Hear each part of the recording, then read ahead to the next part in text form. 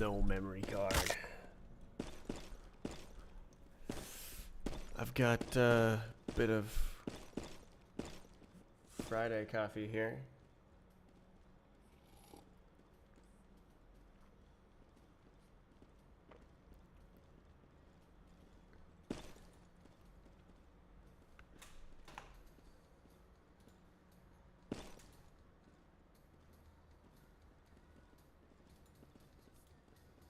Ah, it does that now. I forgot.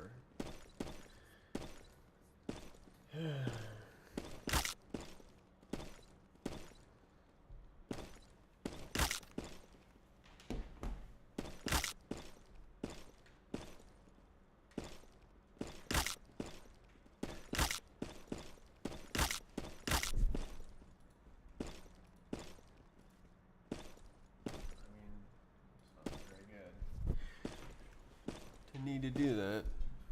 Unplug the device.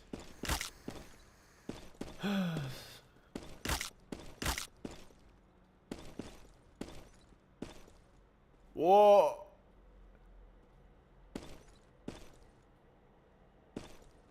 Oh! Oh!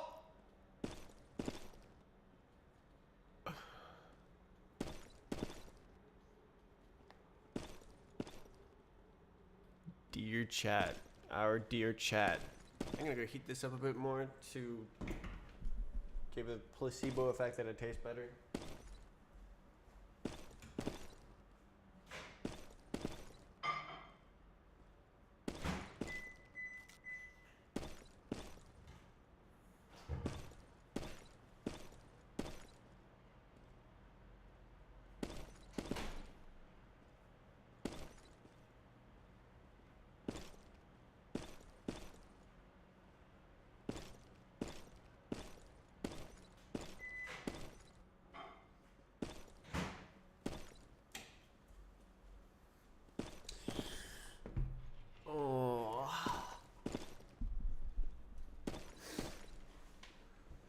Oh, we're going from there.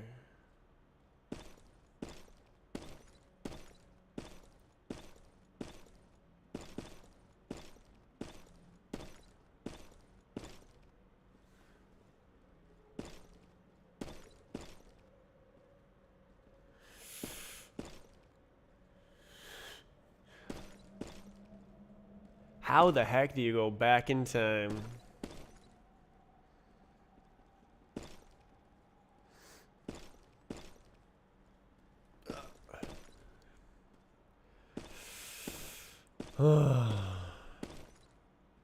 Wait, is that not a... Right, I was like, wait a second, how does this work with spectate? Oh wait, I came up with it. Wait, is that not a...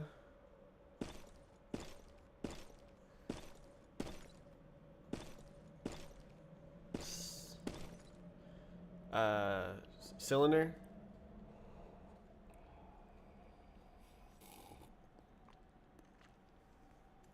It's got no sugar. I can't buy sugar at the store, man.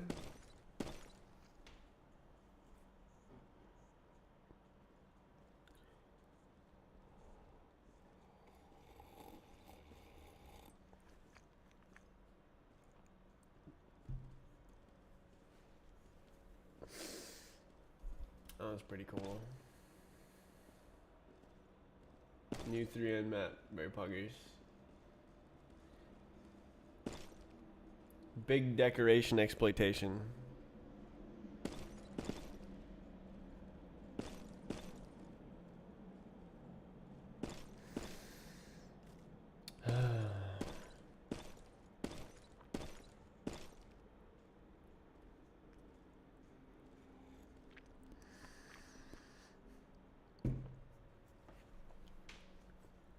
When I wake up, I brush my teeth.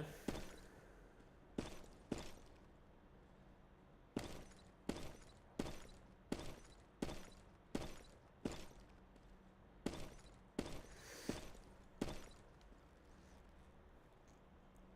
wish I could play the game. Look what happens. Got my mouse here. Oh, it freaking works. Oh my god. Oh my god, I can play. Oh my god. let's go. The sensitivity is a bit weird.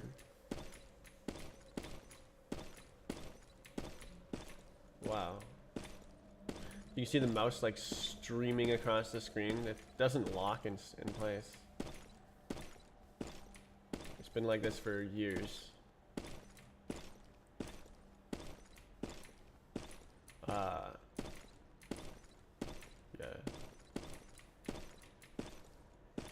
That's not gonna work.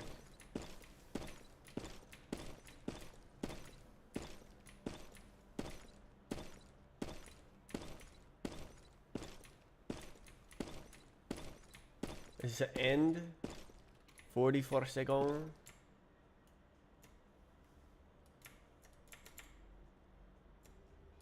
And it's gone. See, now when I move the mouse, it doesn't work. So why did that work that one time? Oh.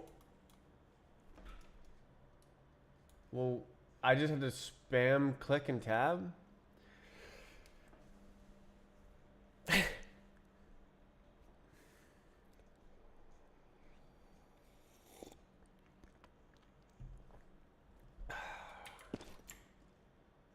$35. Let's see it.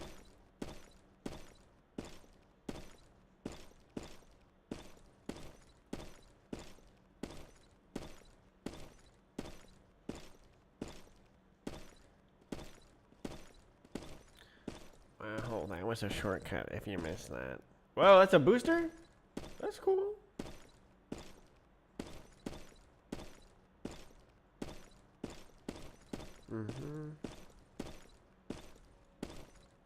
No boosters here.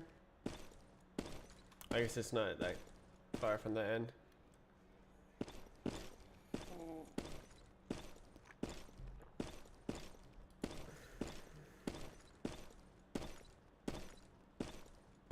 Cool. Fast is slower, of course. But they all have the same gameplay. Isn't that also how Emblem is?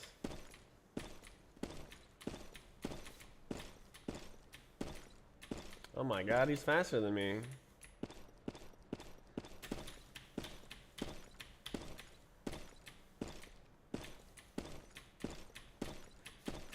I should not have gone for that. This is a bonus? Have you seen the save lock enhancements? I did see a branch. I don't think I looked at the code. Why don't I look at that?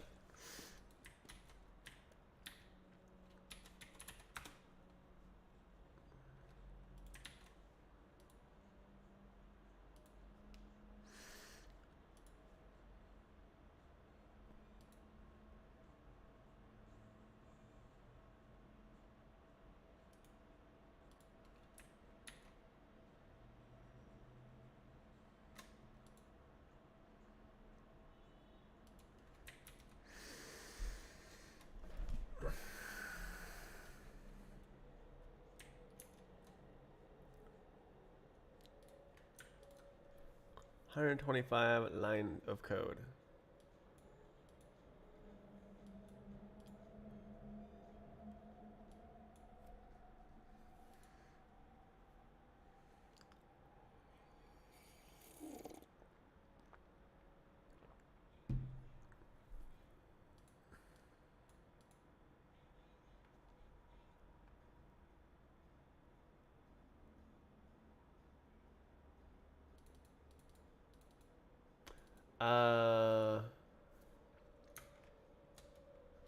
I see. Oh, I see. So the runs are part. This is what I suggested. That's right.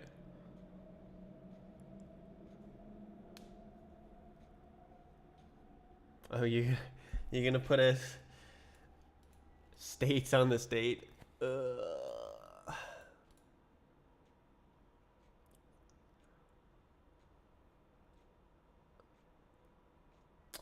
What I imagine would be better is you have like an outside control state that is like the okay. So it's like the internal simulation and the control system for, what is it, tasks, is like its own thing that owns all the states and stuff for stuff. So you don't put states on objects like this. And I think that's bad.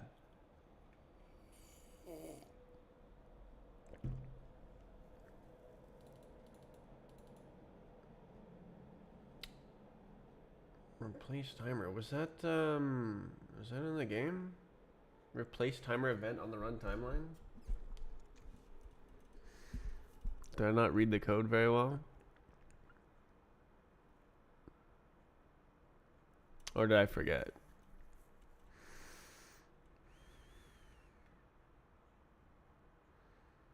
Mm-hmm.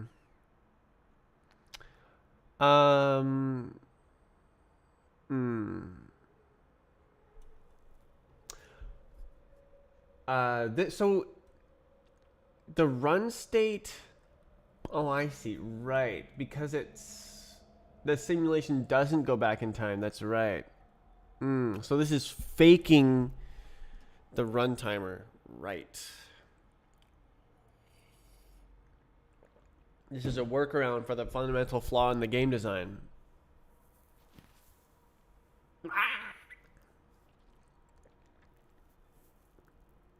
It's all fake, but it'll have the effect, and that's all that matters. That's everything that matters.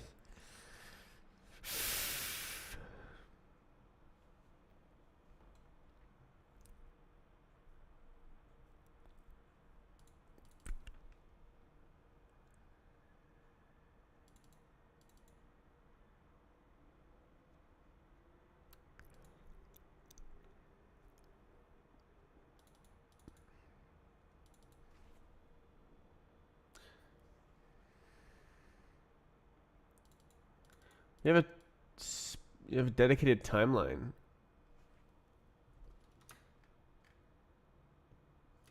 Okay, so then this is not input event. This is time travel underscore save state.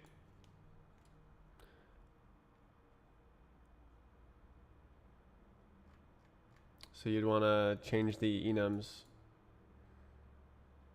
Well, I mean, do you have it in the run? You do have run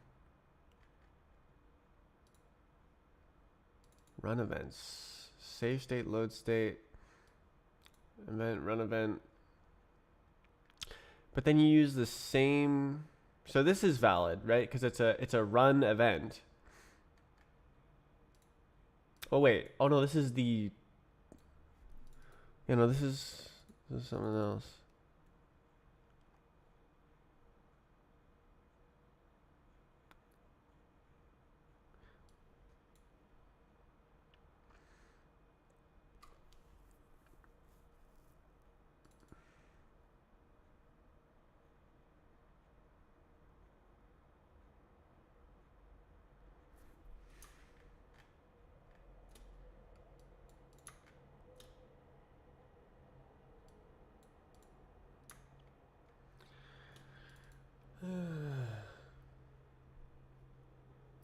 Yeah, you could have different invalidation states. Make a enum for that. You have like valid run, have I don't know, like hit anti-cheat, but I guess like the reason is supposed to do that. Yeah.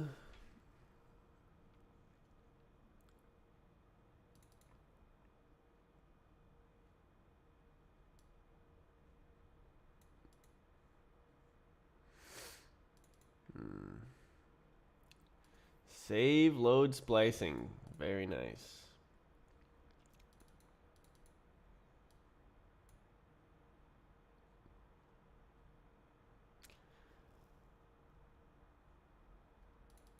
Oh man, I can just imagine all the weird edge cases where you just miss one event because it's like exactly equal. Think so carefully about this. Minus equals. Wow.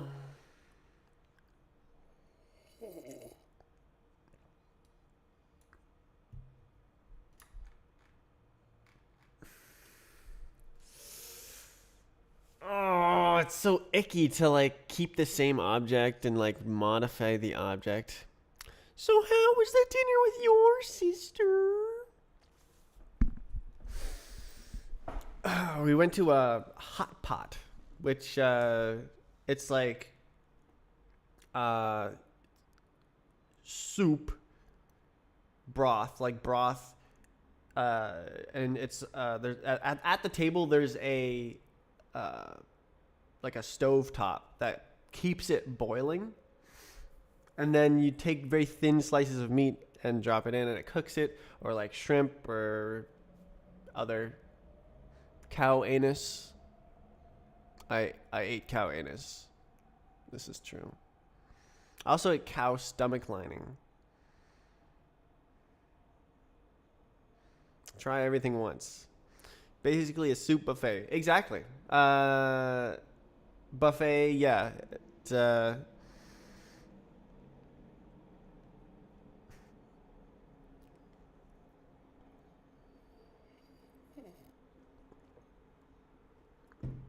it was a, yeah, you could like keep ordering and stuff. All you can eat.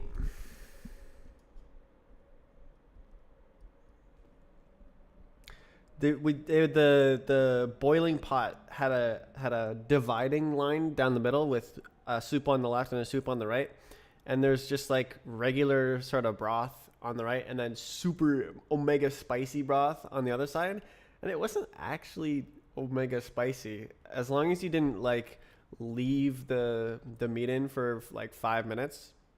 Then it would get like really dark and it'd be really spicy, but then if you just like cook it and then take it out, you can. It wasn't really that spicy at all.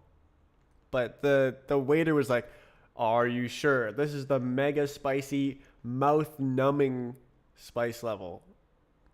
I was like, "I don't think I'll stick to the broth. I'll try the spicy." But then I tried it. It's like not that spicy.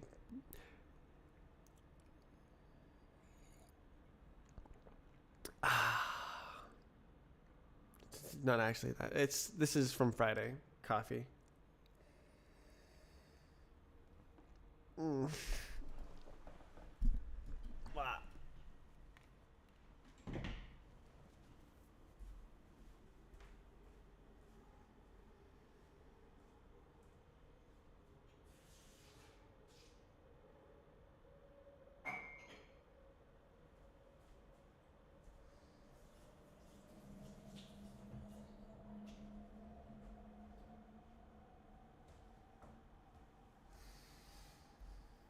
Oh, iced coffee. Yeah, it was refrigerated all weekend. Ooh. Hmm.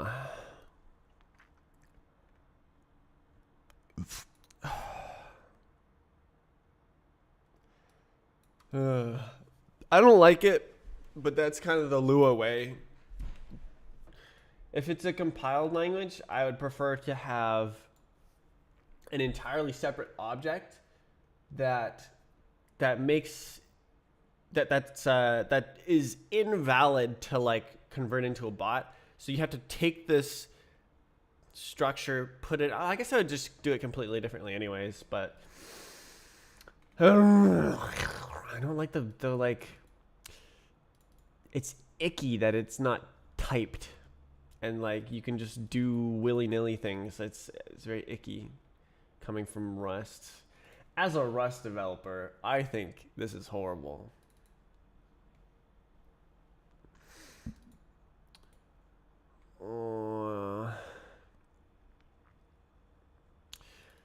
Flag time. You're gonna save all of that. Performed for my church.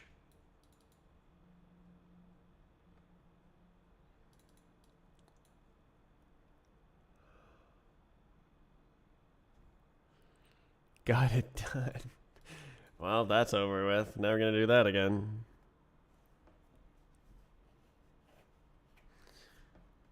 Not sure why, but they made me do that.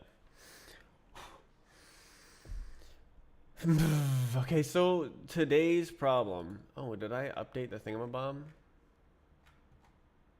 Again? Holy moly, there's so many little freaking updates.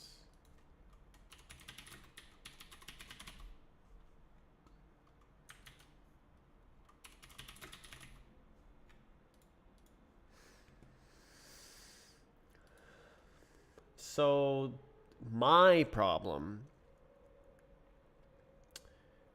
I'm gonna draw it. 4. I would have. Yeah, that's right.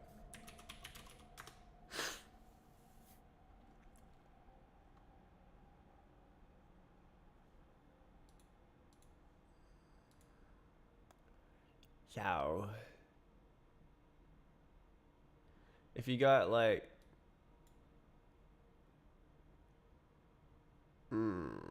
Yeah, I guess. So I've got like a cube like this, and then you got another cube that's touching it on this corner. Let me lasso, lasso, lasso, lasso.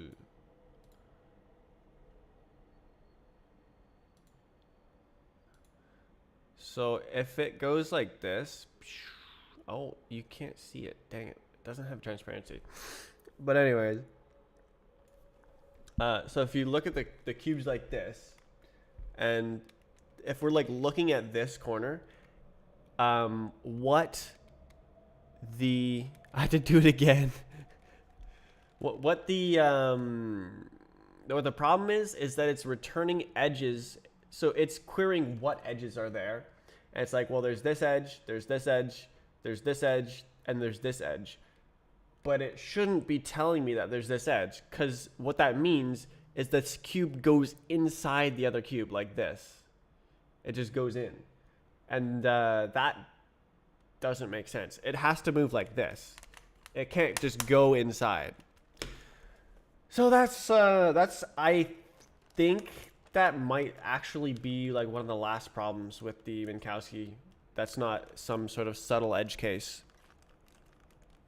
It might work after I figure that out. There is a possibility. And it might be useful for maps. Minkowski. Mike Wazowski.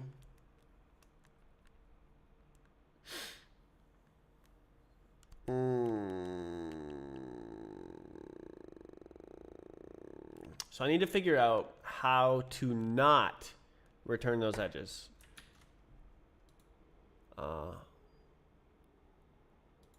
We do like this. Model physics. Then we go to the vert edges. So if any faces do not contain the edge,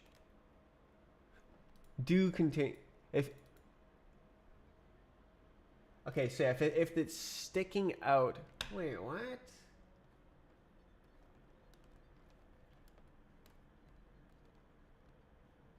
Why does this haul up? Doesn't it need to be all? Are you stupid? So if it's like this. Oh. No, that's outside. Okay, wait, is it not all?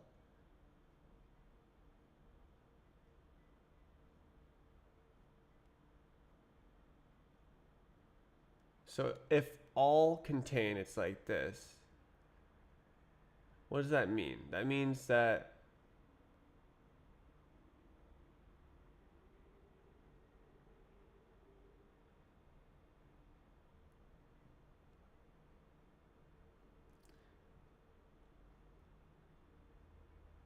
okay, so yeah, that is kind of what's going on. Any and all.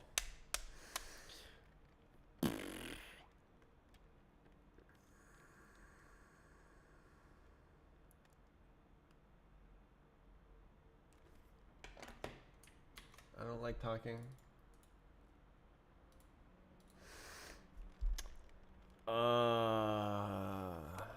Okay, I already figured out the conditions for vert edges.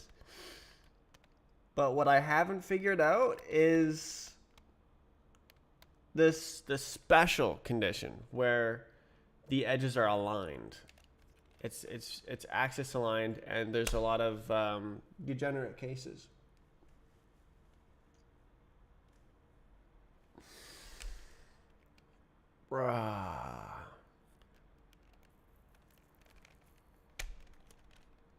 So how do I tell that I'm in this case and you can't move one object inside the other?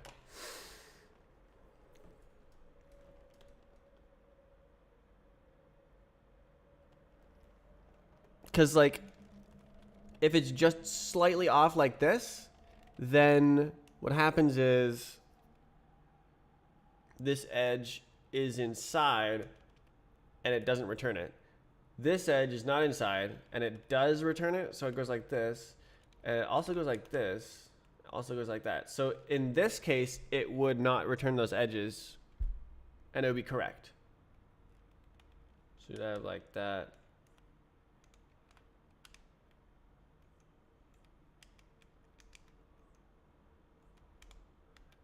Yeah, some of that. Go train.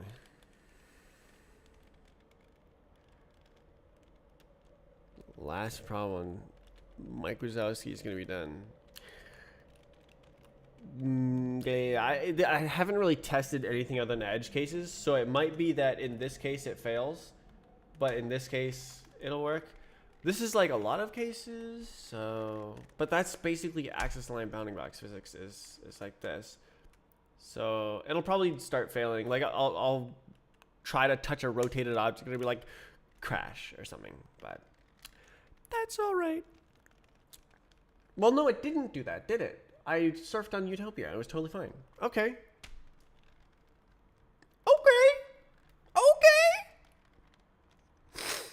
So maybe it is the last one. That's ridiculous. This is so freaking complicated. How is it almost done? How do I make this, like, part of that case?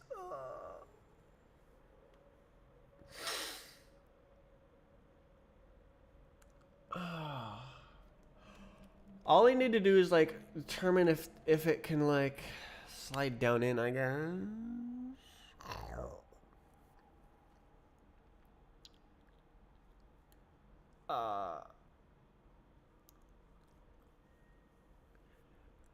What if I use the edge faces? That's inefficient, but like.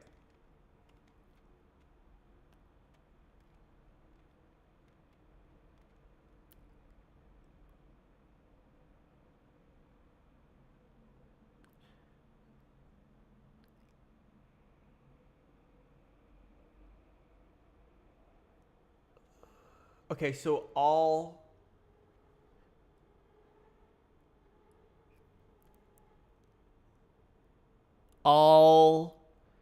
alternate faces must be greater than or equal to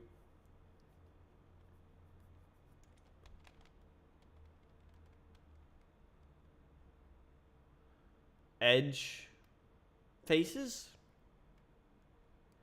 If it's like this, I mean, that still counts. That's still like that because they're not intersecting. That's just an intersection test.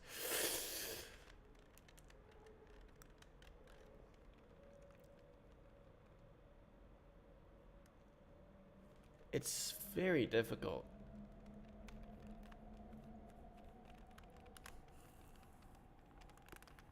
I have not been able to figure it out thus far.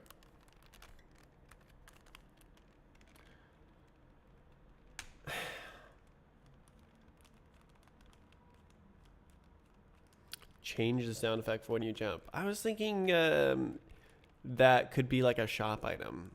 You could have sound packs and stuff, and then you could have a special custom sound pack or something that you can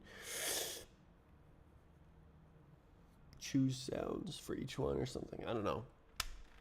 But yeah, the equipment system should make that possible, although that would put equipment dependencies onto, well, I guess it could be in the sound system.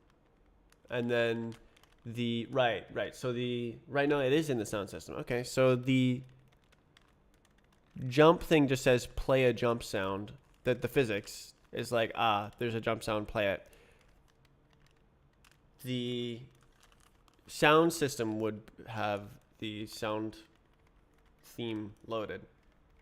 So it wouldn't introduce a dependency there. Okay. Well, I guess it would actually. No, right, because it's an event and it goes on something else. The playback. Okay. It's possible, and I thought of it before, but I never did it because the shop isn't exciting to me.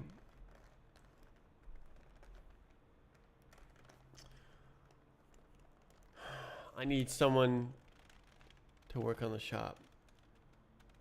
But like, if they're making money for me, I have to pay them, and I don't have money to pay.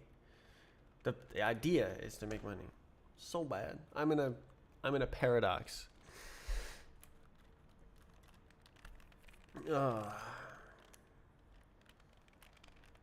Need the money to make the money.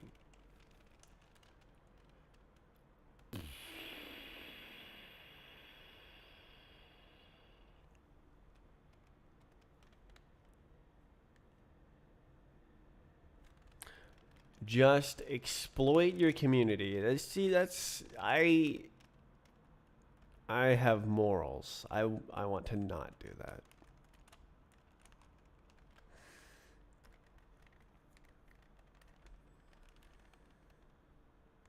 This is the case. I fixed this, and I fixed the game.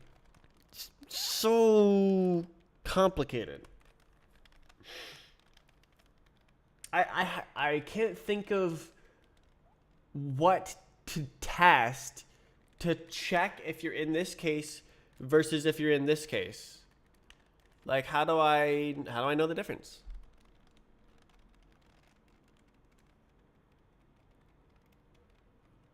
Like, bad, good, good, good.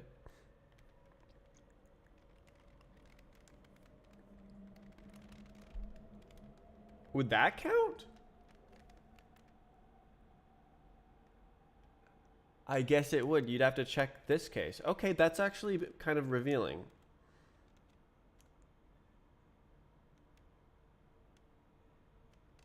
What about this case? Yes.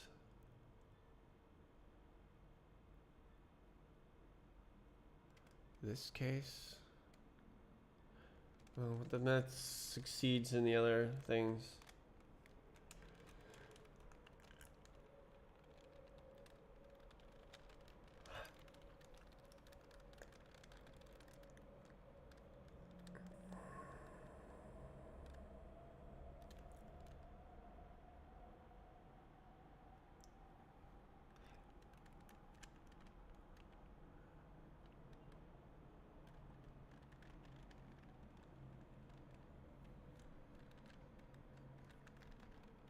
Come on, it's the last problem.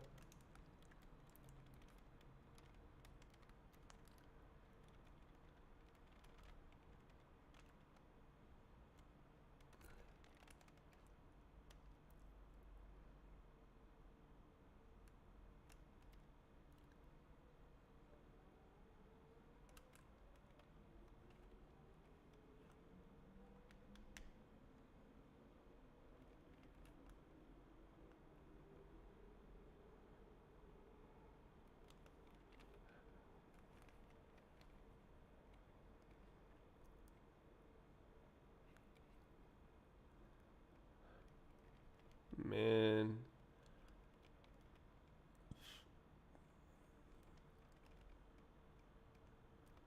Oh, I just can't put it together.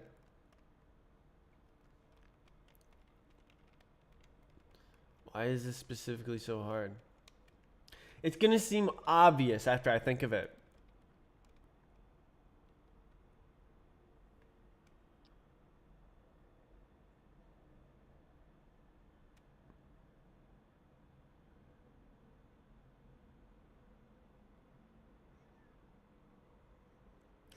Like, oh yeah, you just test the edges against the faces, and which is what I'm doing right now. But like, there's a special edge case that fails when all of these are equal to 0. Well, not all of them. But like, it's testing this edge against this face and that face, and it's like, ah, yes, I see those are equal to 0.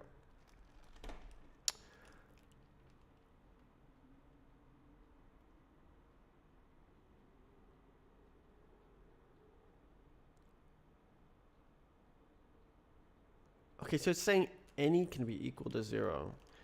Doesn't it? Shouldn't it? I don't know. Should it? I don't know.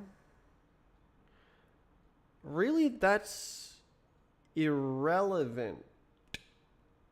It's only relevant.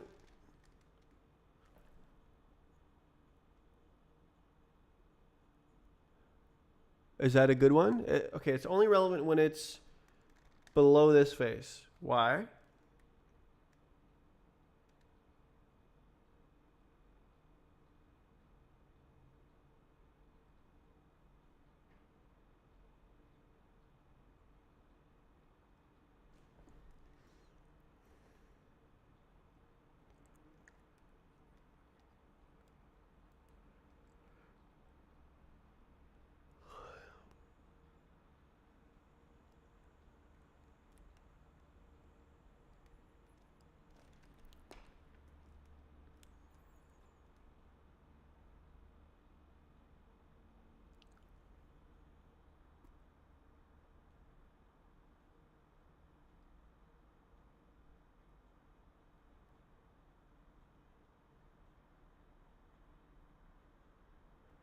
I don't understand. There's something here where like you can test fewer somehow under some condition. You can reject it if it's not under that face. But like, what about this case? It's not under that face in that case. But it isn't under like these faces.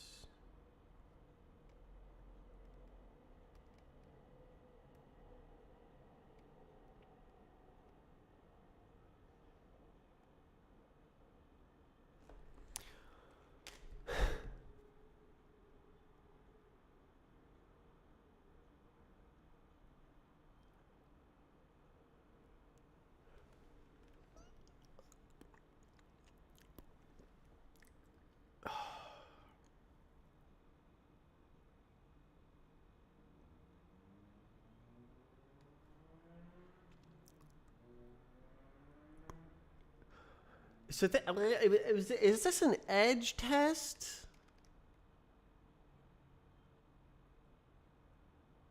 Am I really just testing if it's outside of some other edges or something? And it has to pass all edge tests if they're valid or something. Maybe if it's...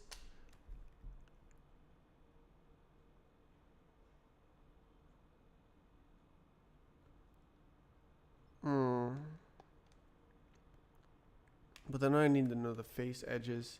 This sounds like winding. Where I need to wind around the face.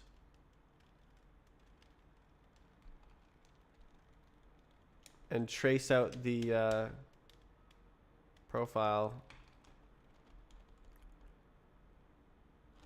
And then I would see that this is just not... Well, I mean, kind of. Ugh.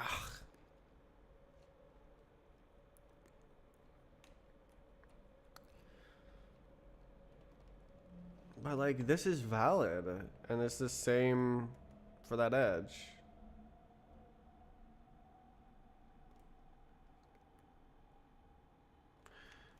This is valid. This is valid. This is invalid for returning this edge. So you're allowed to return these two edges, like in my picture here.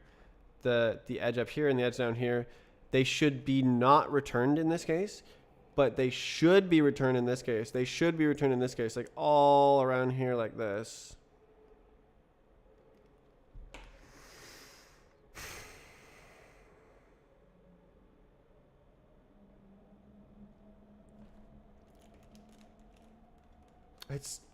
It's got to be just staring me in the face.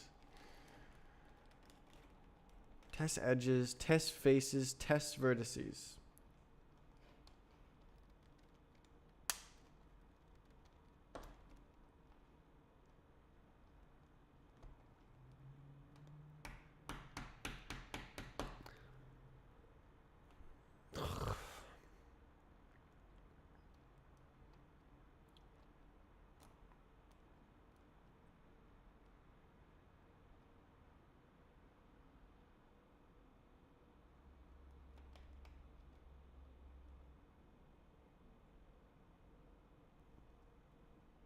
I don't got it.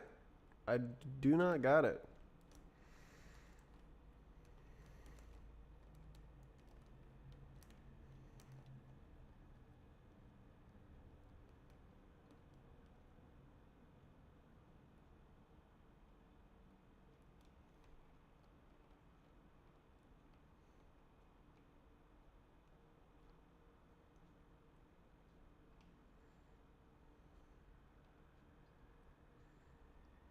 I don't got it.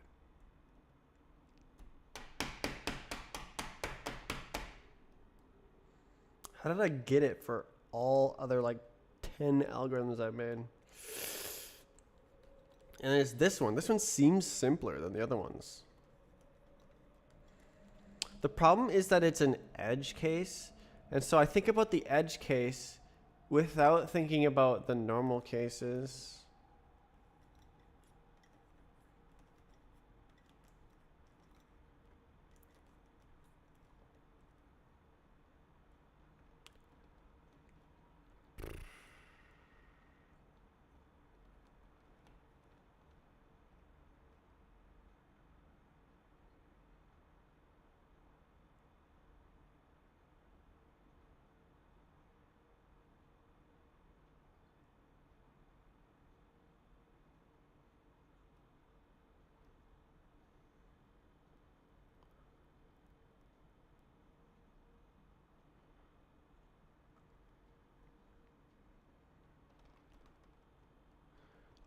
Okay.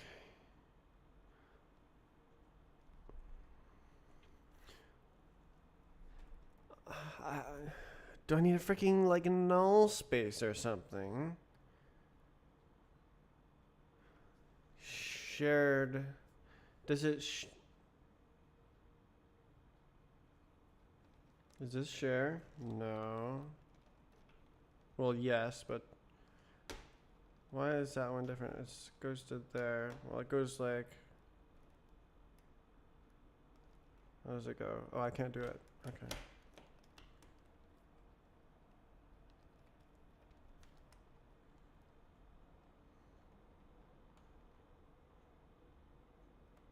How is it different?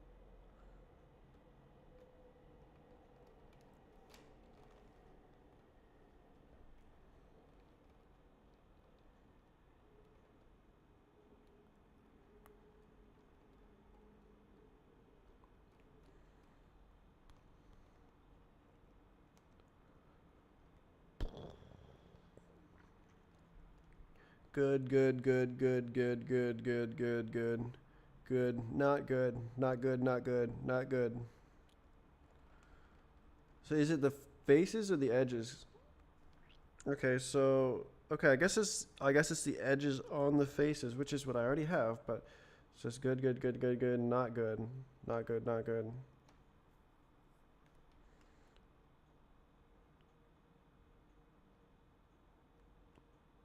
Good, good. So this, wait, is this good all the way around? Good, good. No, it is not. It's good until here. And then this is not good, so it's blocked by the.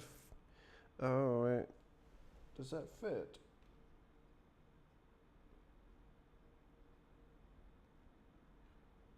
Is it the only?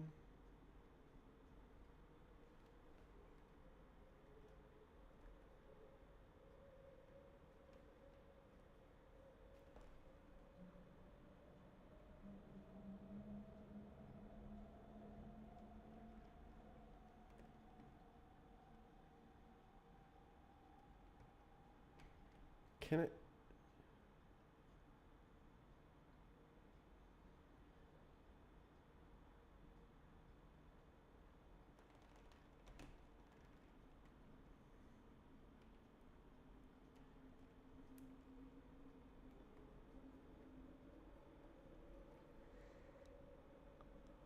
Is this wrong? Am I wrong? Because, like, this edge is the same whether it's here or there. But it doesn't work here, even though...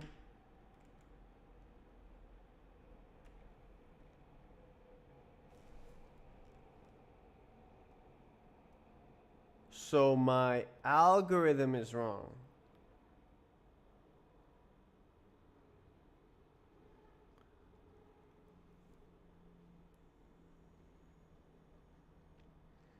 That would be good, because then I would have to rethink the whole thing, and not just these edge cases. Does that change anything? It says any. Yeah, I think it does.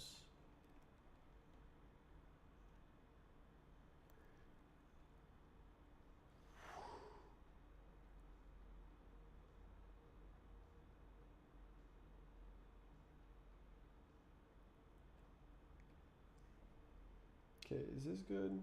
No.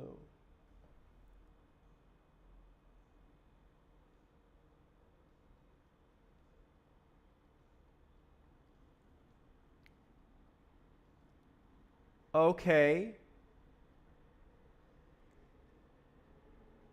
Okay, new algorithm.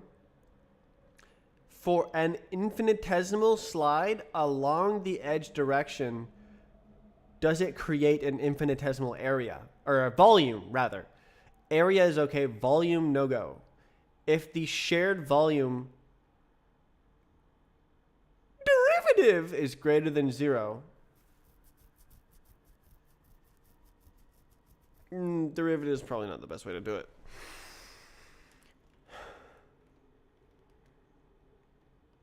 I mean, effectively it'll be the same, but...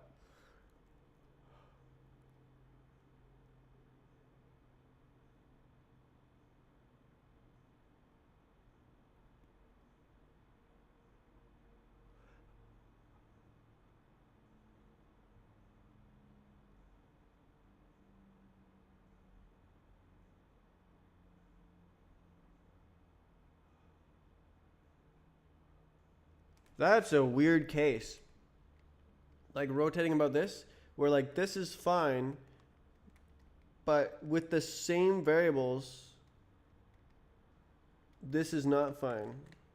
It doesn't slide along that edge and become part of the Minkowski sum.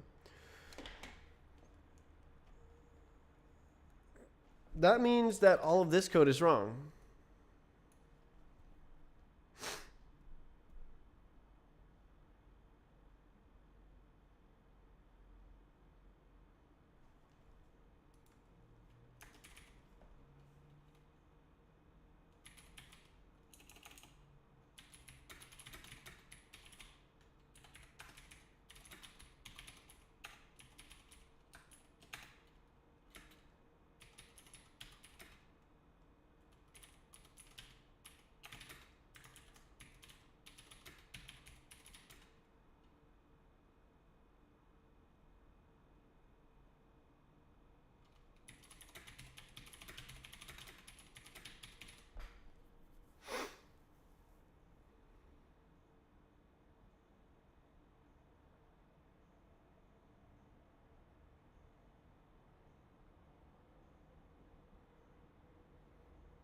Okay.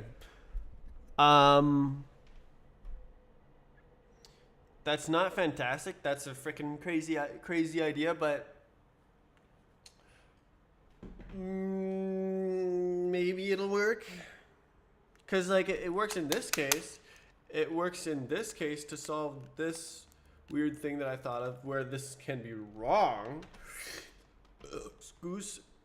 So that's good. But, like, how do you calculate shared volume? Oh, my God.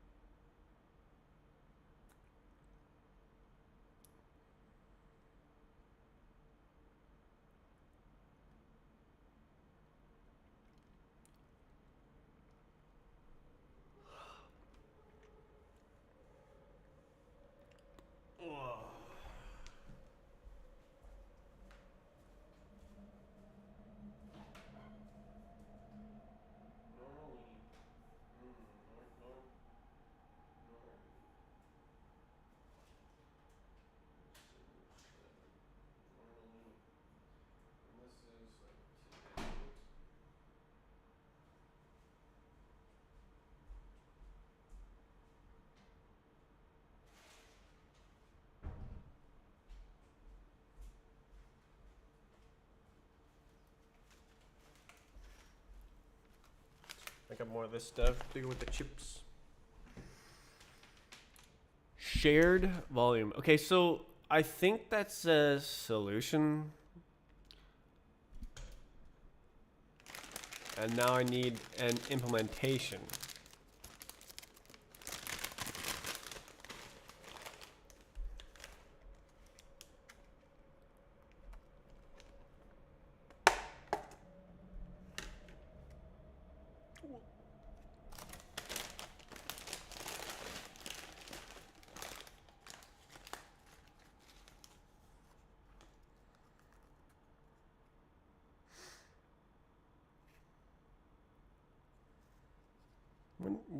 When does it say? What day is it?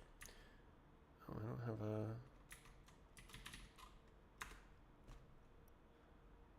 27. What does this say?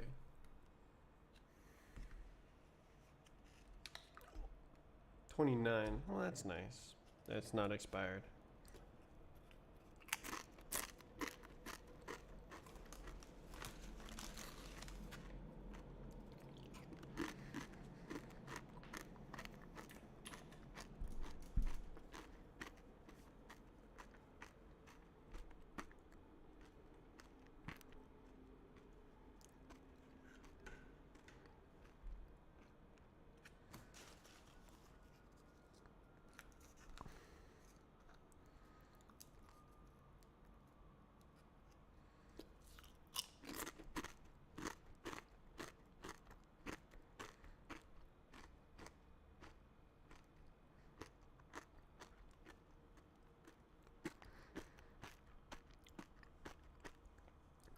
Goodbye. Hopefully I solve this tomorrow. And the game is like working real good and stuff.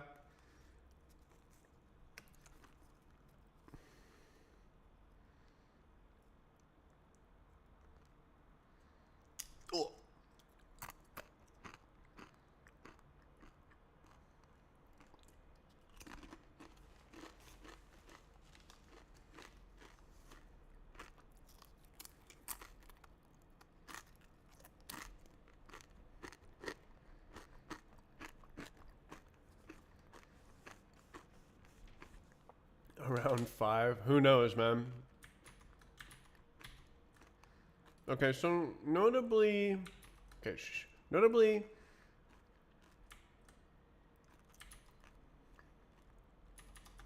if you draw this like this, where the edges go up like this. So if you had a cube where the edges went more up, and then you stuck it here.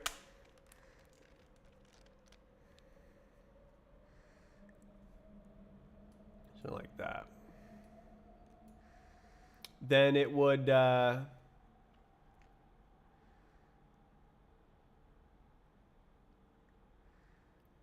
still calculate shared volume.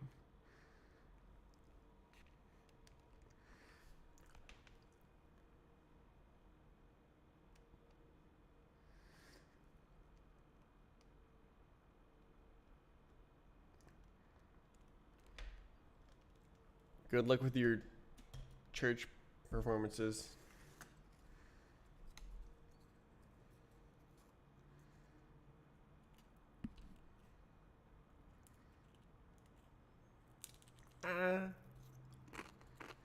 My Jeep. Oh. The big dip.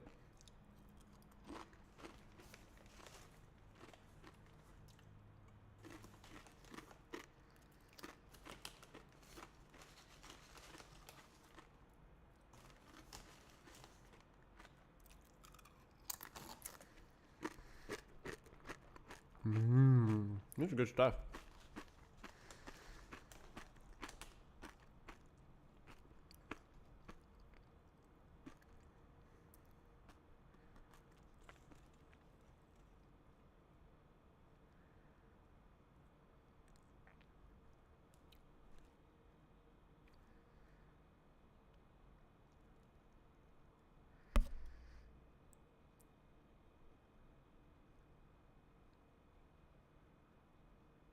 Please don't tell me I need to do winding.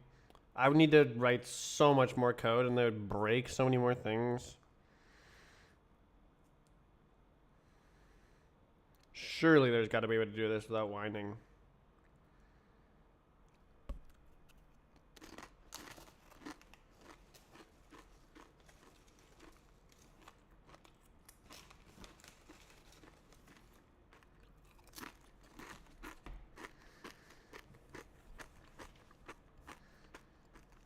So winding would mean like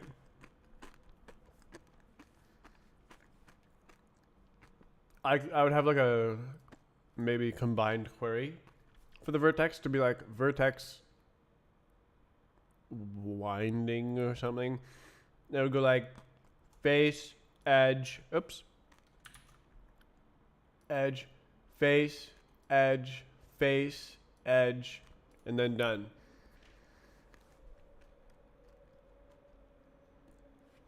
Specifically in order, instead of just saying here's what edges are there and here's what faces are there. So instead of saying like what are the faces, oh it's this one, this one, this one, and what are the edges, this one, this one, this one, it just does it in whatever order. It would have to carefully wind around the vertex, and I'd have to sort them and compare them, and that'd take so much more CPU time and freaking weeks more work. There's got to be a way to make this without having to do that.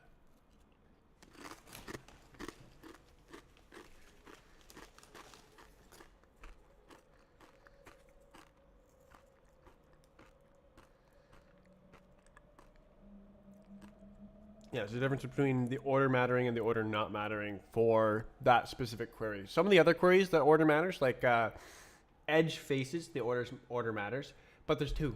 There's always two faces on an edge, so it's not actually that hard.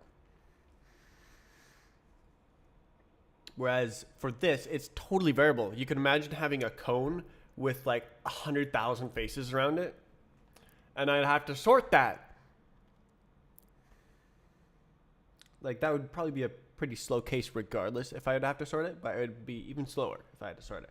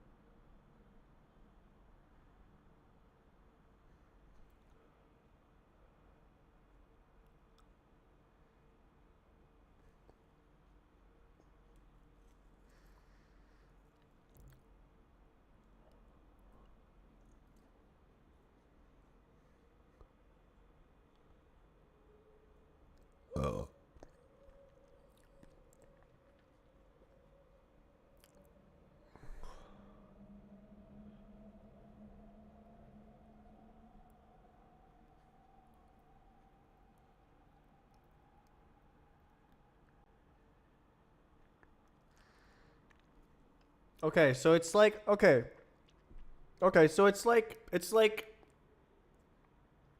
not the same. It's not the same as full inversion. It's like reflecting against an axis.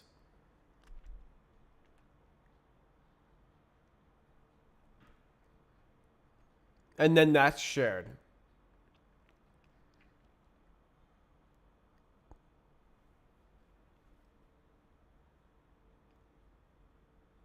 So how do you test that? Okay, that's good. That's a good thought cuz like I was thinking like is it totally inverted? That's what I was thinking before is that it's like totally inverted. But per edge test, it's reflecting it's negating along that edge direction for the mesh 1. Mesh 0 stays untransformed.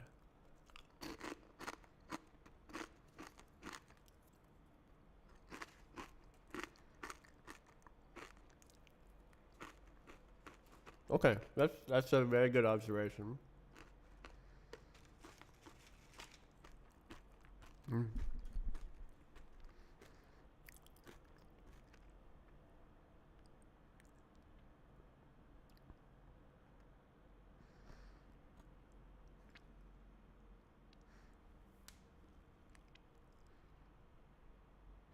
Is it the edges? Am I only testing edges? Because like okay, I guess I could do either edges or faces.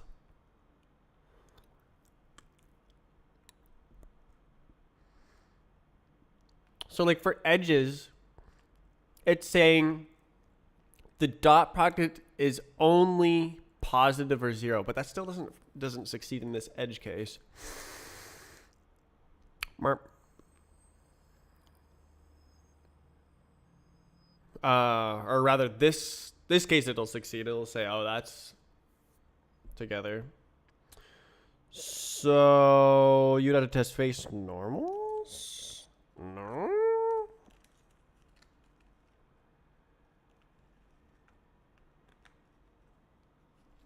Really? Why wouldn't that steal it? Oh, it just wasn't there? Oh, I see. So we do it like this. Yeah.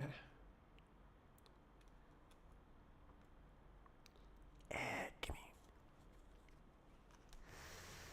Hmm.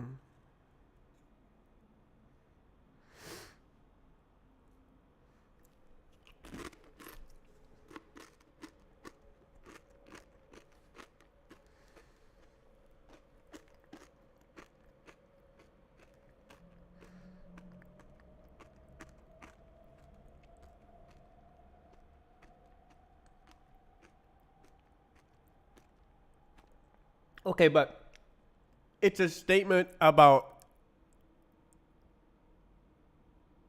all the edges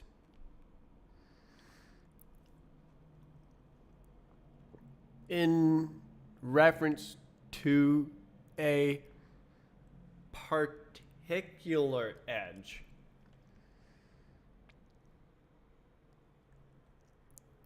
It's saying like if we move in this direction, there will be a shared volume, which you can test.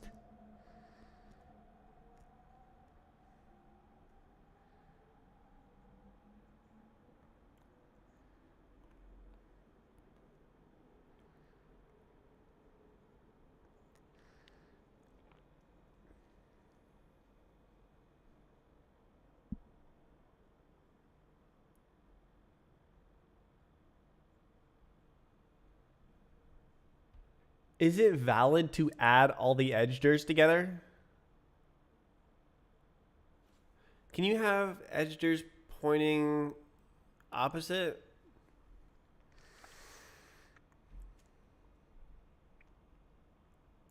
Is that actually good? Pointing opposite?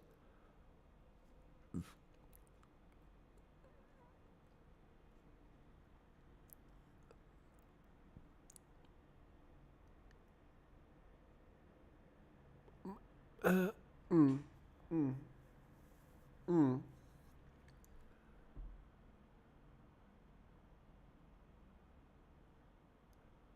Yeah. We're looking more at a linear algebra null space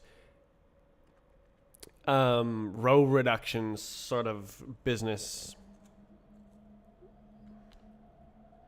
Ain't no way.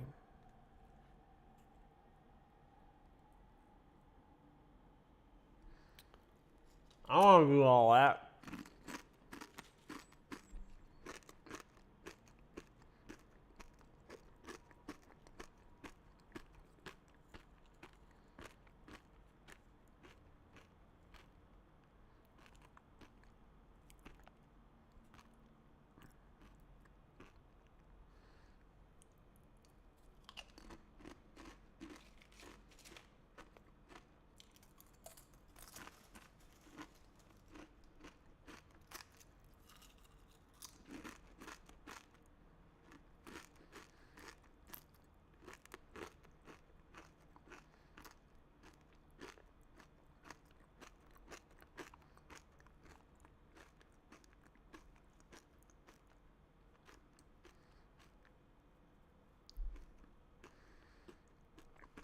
Okay.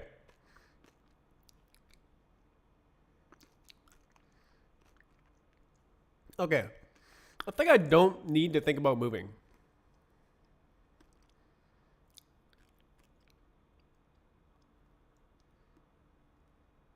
Oh wait, it's a sample song.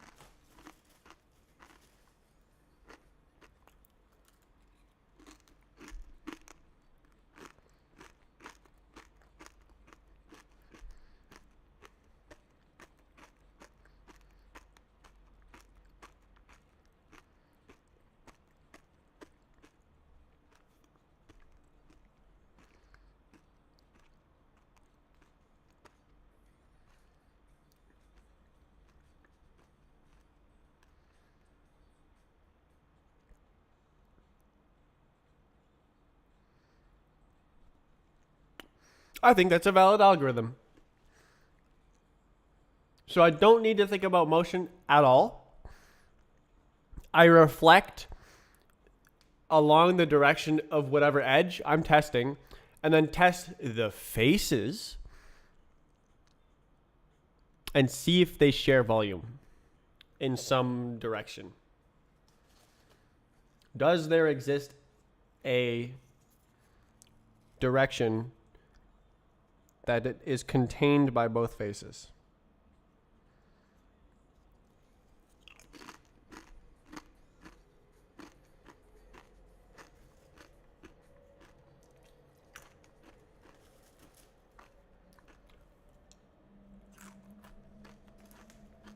Okay. So I have significantly reduced the scope of this problem.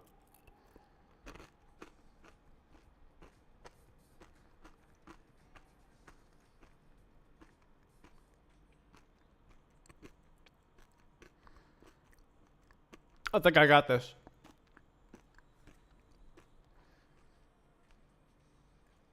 The reflecting about the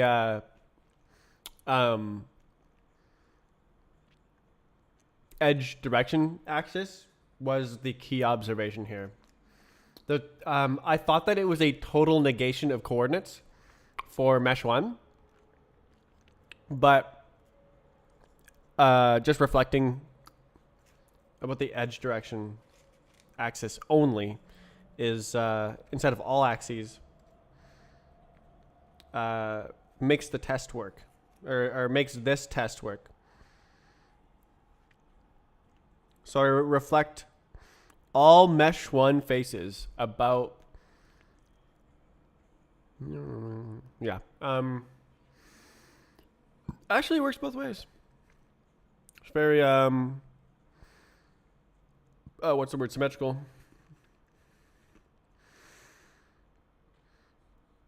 Oh.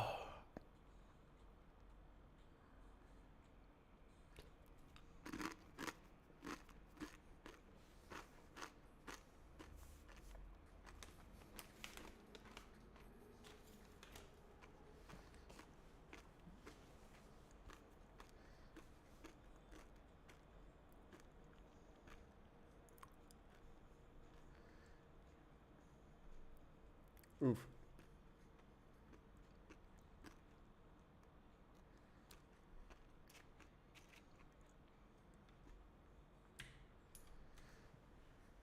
Bear back.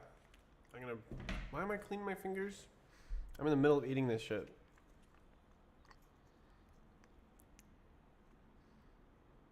Tastes like cardboard. I think that's cardboard. Ooh, cardboard. I love cardboard and beans.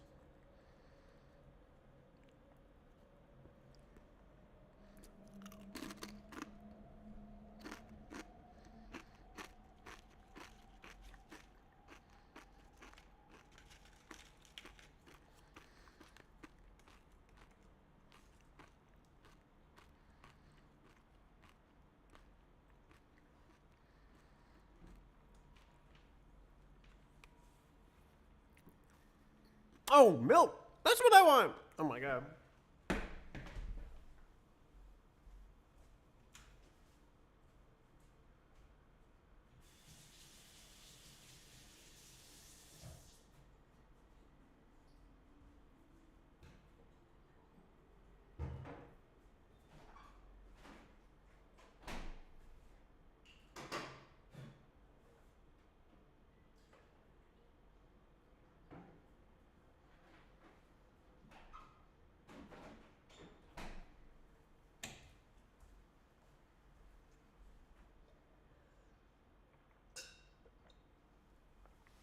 Baked beans.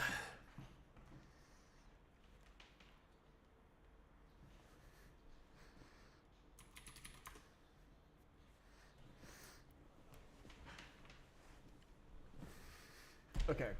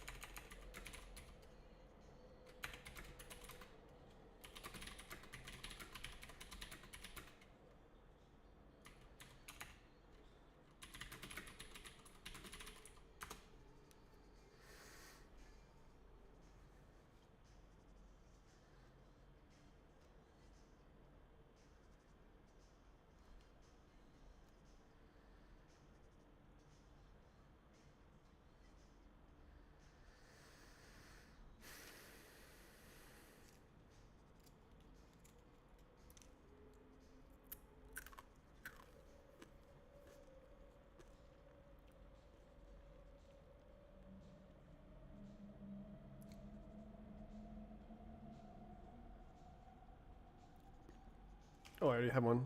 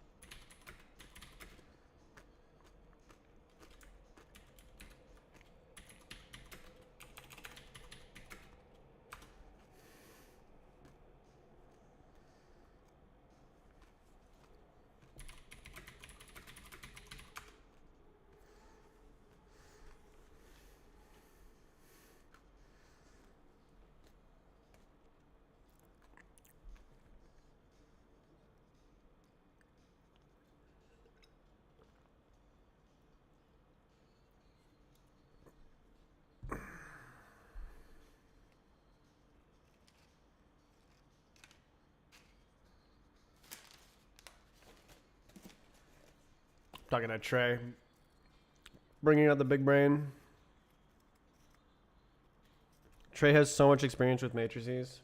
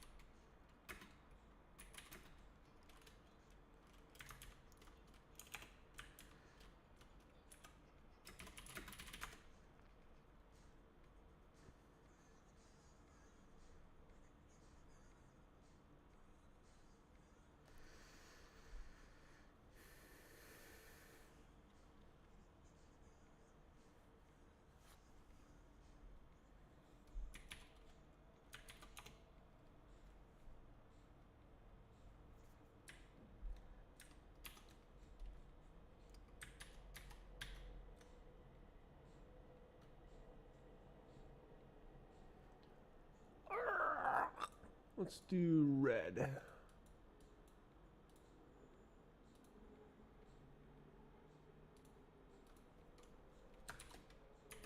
Hello, hello game? Oh my god, why did it take so long to appear?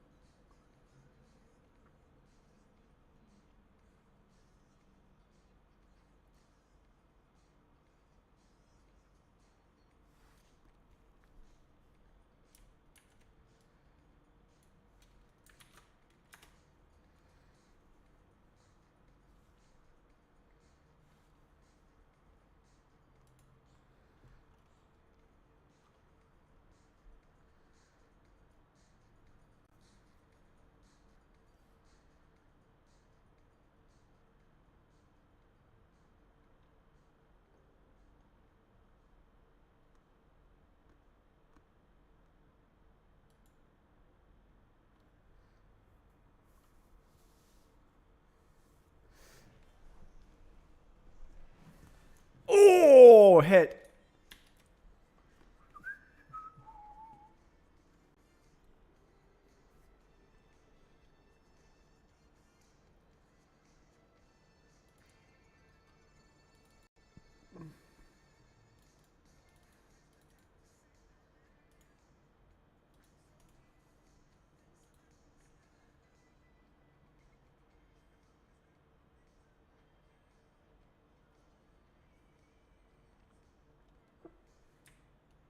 Whew.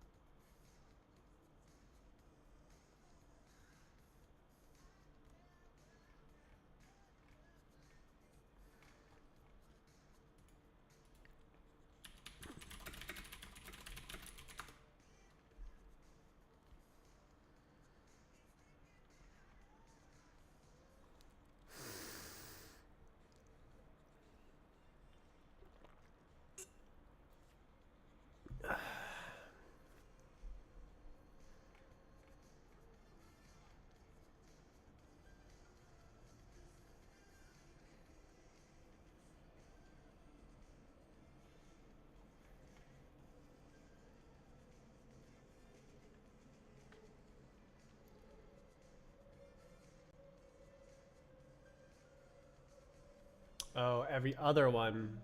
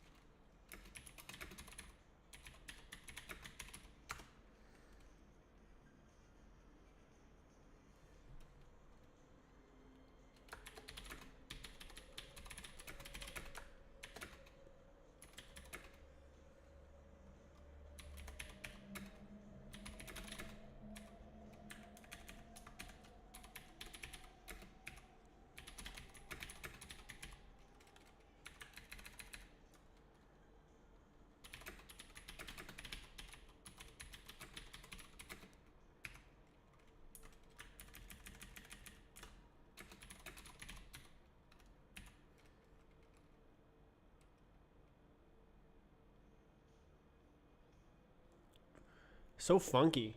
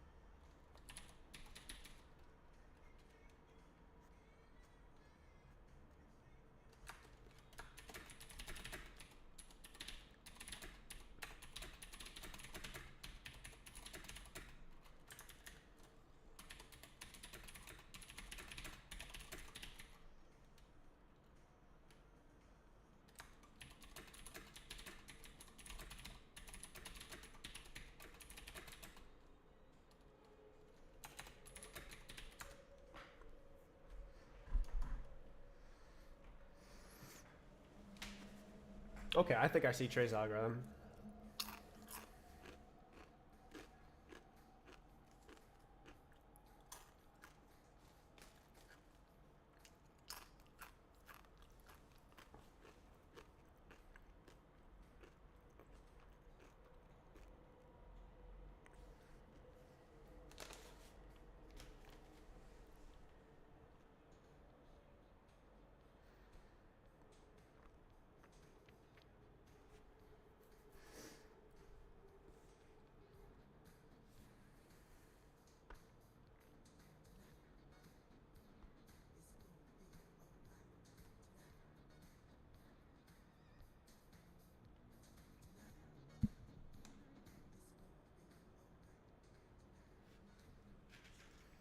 Got a little bit of chips left. I should probably just eat the chips at some point. Hold on, I get scoop of that.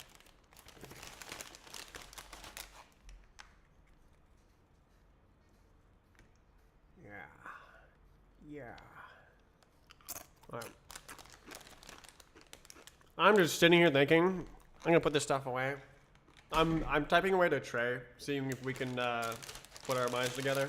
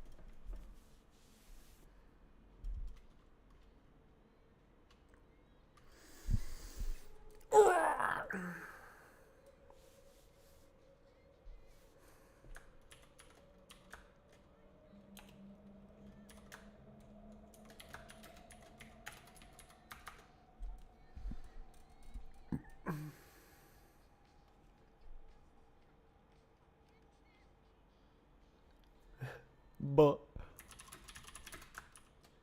But.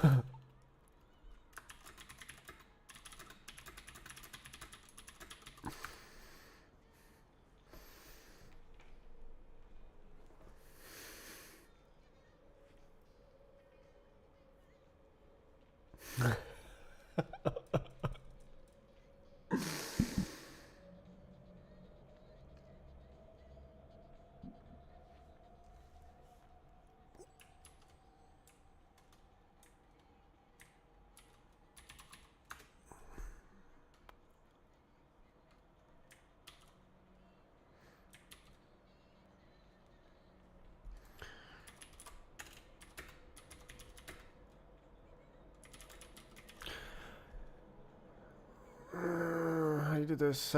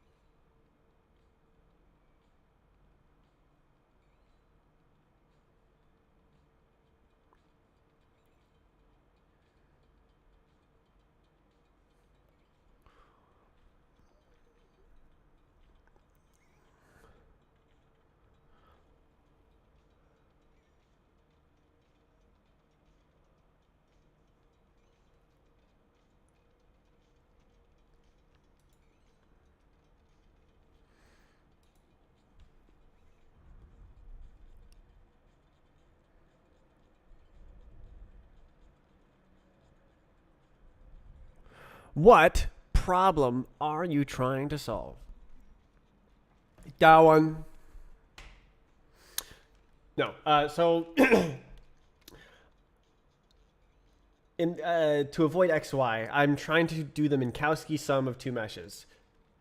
I am implementing it with topology queries where if we're on this vertex on the mesh, what edges are available on the Minkowski sum of two meshes?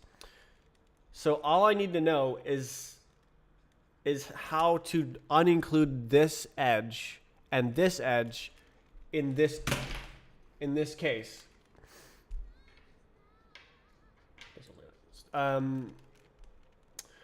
So obviously, okay, so how you, okay, you're a little bit loud over here. How you can calculate the Minkowski sum is if you imagine a point at the center of this, and then that traces out a surface here, and then it traces all the way around. That new mesh traced out by that point in the center is the Minkowski sum of the two shapes. Wow, that's fantastic. So it also works like this and stuff. So the problem is I have defined a Minkowski vertex as a vertex on mesh 0 and a vertex on mesh 1. So that means that it's this vertex on mesh 0 and it's this vertex on mesh 1, and they're touching. And then I can ask, what edges are there? Well, there's this edge, there's this edge, and there's this edge. And then those are the edges for the Minkowski sum. But right now, what's happening is when I ask for this case, where it's this vertex and this vertex, in this case, it's giving me an edge where the two meshes would go inside each other along that edge, which is invalid. And I'm trying to come up with an algorithm to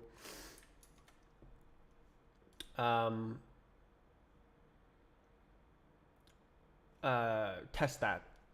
And what I've come up with is to test a particular edge, you invert, you mirror across the edge direction all faces of, or I guess the entire other mesh, you mirror it across that direction, in that direction. So this flips to point up, and this doesn't change, and this doesn't change. And then you test if the two meshes share any volume, but you only need to test around the edge. And I'm trying to figure out how to not take a million years to test that, because it's like that's like O of n cubed to just like test everything and make sure.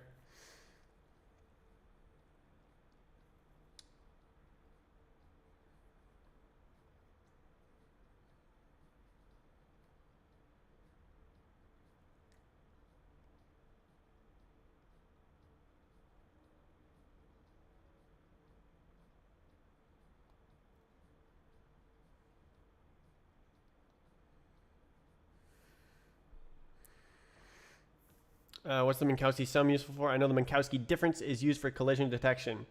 I am using it interchangeably. Minkowski difference is, that's what I mean. And I'm using it for collision detection. What did you know?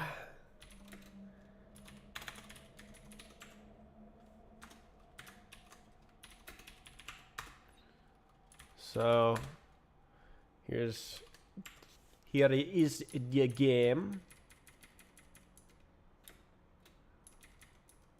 Wow.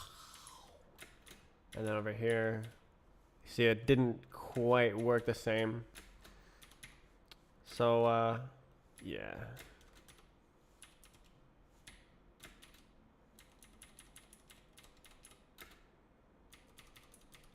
Then you fall off early on that side. It's because it's returning edges that go inside the Minkowski sum instead of crawling along only the face. It's like diving in where it shouldn't.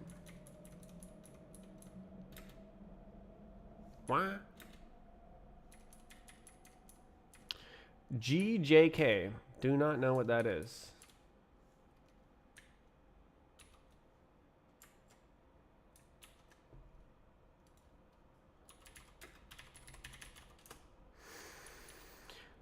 Distance algorithm.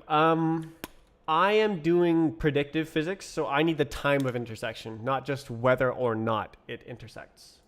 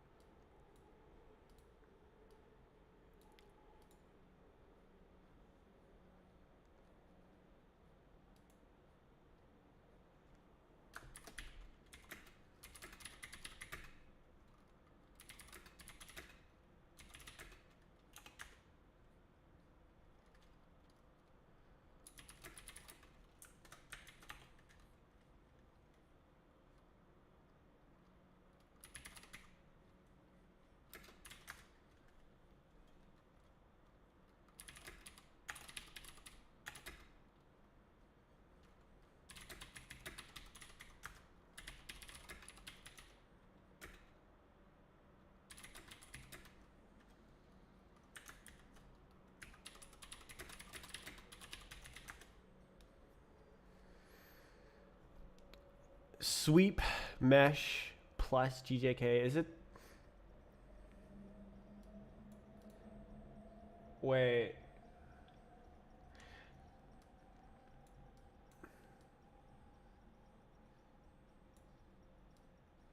Is this Trey's algorithm?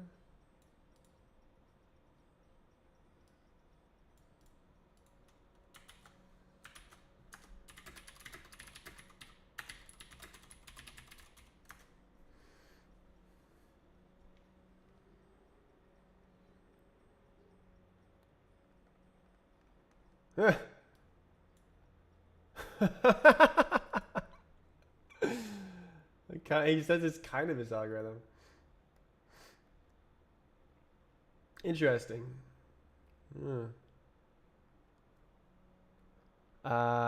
Lose convexity.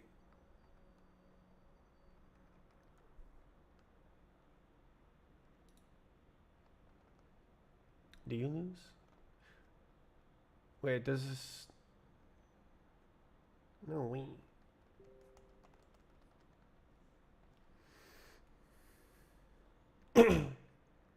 I basically finagled GJK into my sweep algorithm at the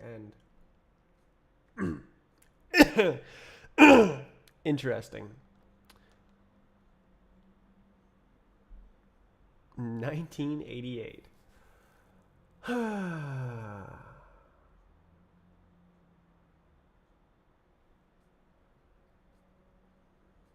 wrote the algorithm without thinking of Minkowski stuff.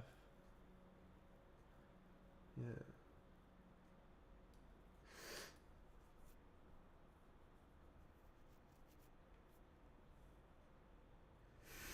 Nice pictures.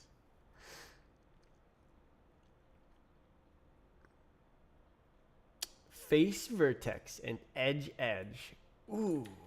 Ooh. Face vertex edge edge. Ooh. Is it the Minkowski difference? I am subtracting.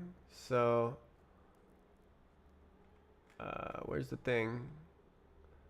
Yeah, so to get a vertex, it subtracts mesh 1. Is that the Minkowski difference?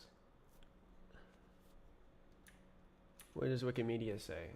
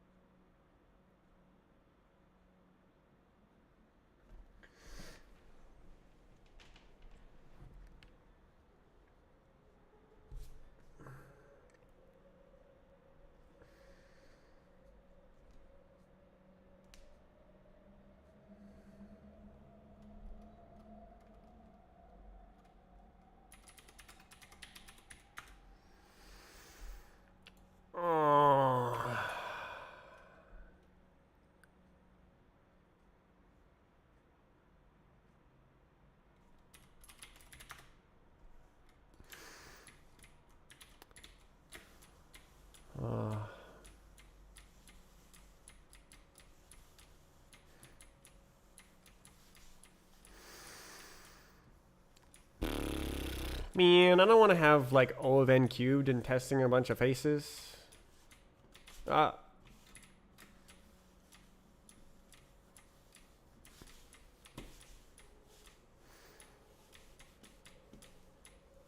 Yes, this is running at 1,400 frames per second. It is a custom game engine after all. Oh, that's a bug. I believe that it could be fixed by this vertex edge query getting fixed. Or it could not. Often that also happens.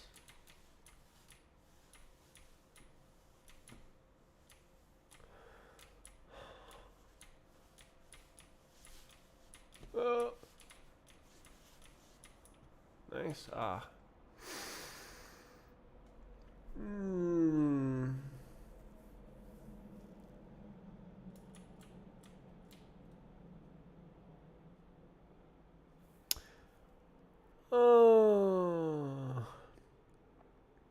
This is the last little bit of this implementation. It's very close, I think. Like I've got all these topology queries. What are the edges of a Minkowski face? And I can like just like walk across the surface. I'm doing oh, you can see the stream title. Yeah, parabolic mesh tracing. The algorithm I'm using is called Face Crawler, made up by Trey. Face Crawler, and it's pretty elegant. If I do it like this, it looks very elegant. So you start on either a face, an edge, or a vertex, and then you ask, what's the next one? And it'll tell you if it hits or if it... Okay, so it's tracing... You can imagine on a mesh, it's a Minkowski difference, whatever. But like, you start at a point and you trace along a parabola, and then on the mesh you start with the closest point to that point, and then you trace the closest point along the surface until they intersect, until the parabola intersects with the mesh. And that's the algorithm. Is it's just like crawling along the faces and edges and vertices. The face crawler algorithm. I don't super like the algorithm, but I couldn't really think of anything else that would handle all the cases. So, and also not require the entire Minkowski difference to be already pre-computed. I can just like start a good starting point, which is harder than it sounds, and then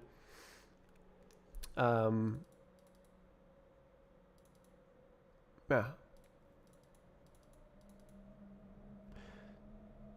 It is really hard to get a good starting point. I use the algorithm. I'm crawling in from infinity to get what the current point is. It's not optimal, but I'm trying to make it work. It's so difficult because I don't have the entire thing calculated.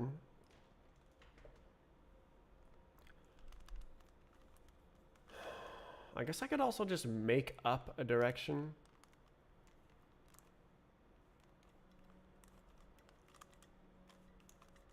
Or something. I guess that's true.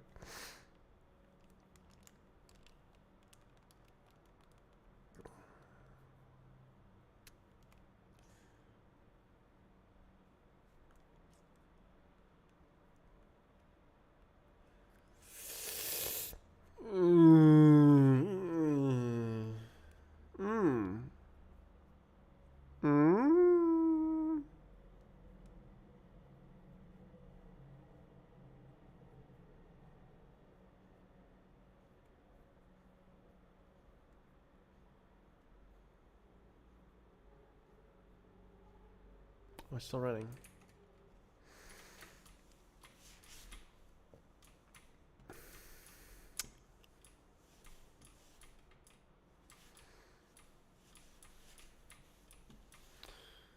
So as long as I jump in the center like I've been doing, it seems to work, which is freaking amazing. Ignore that it didn't work. But if I jump on the very edge, it doesn't work. Yeah.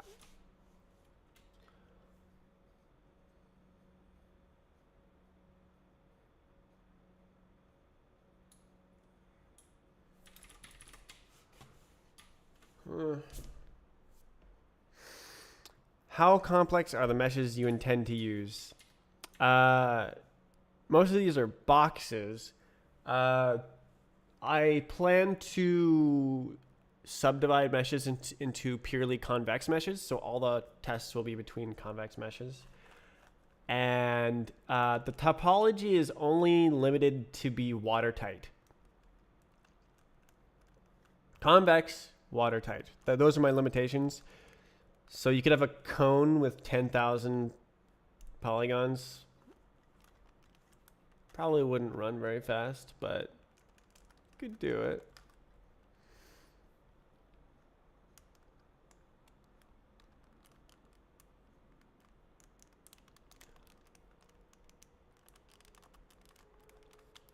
So the game has computing the Minkowski disk may not be that taxing. Yes, but like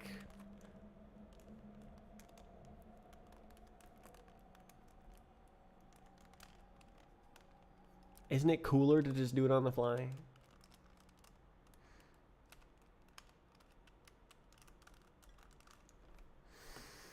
And it's already almost done. It's just this one thing. This is totally wrong here.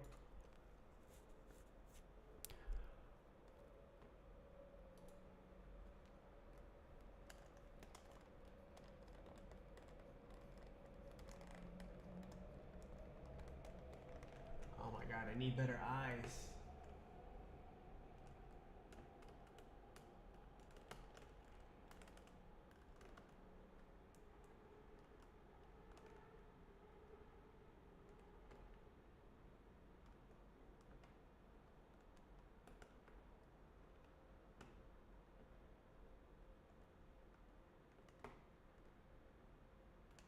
equidistant direction.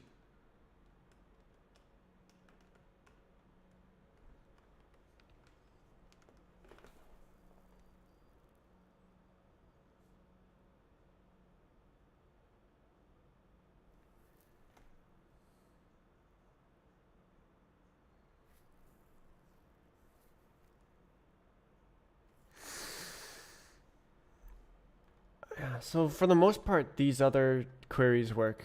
Edge faces, face edges. Probably there's mistakes.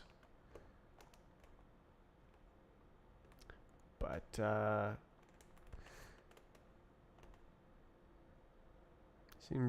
seems to work. It used to crash like 1 second into running, and then I like tinkered with it for a week, and then it just stopped crashing, and I'm like, okay. And then now I'm just trying to fix this.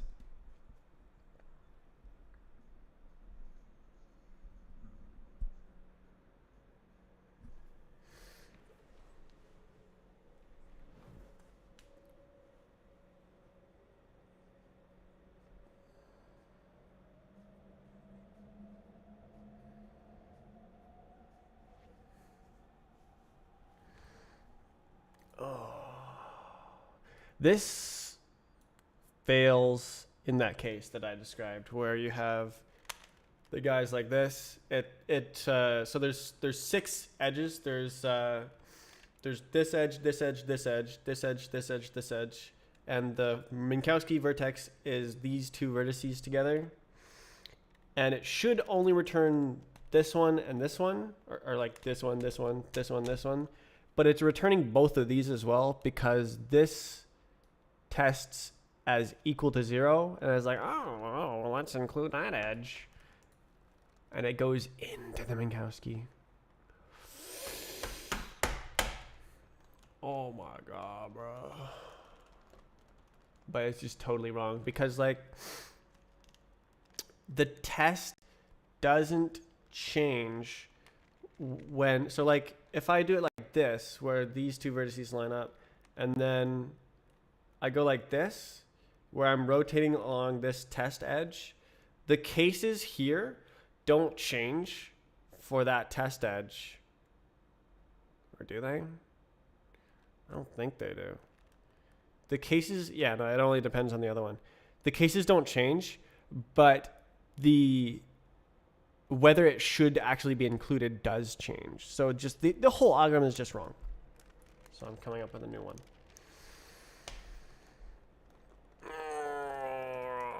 Or Trey is coming up with a new one. Let's go, Trey.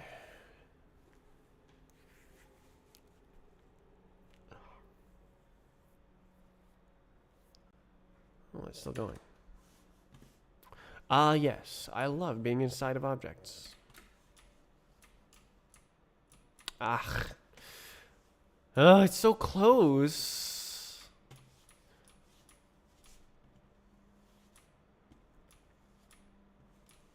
Surely it'll work perfectly after I do the thing, right? Oh, I'm cheating.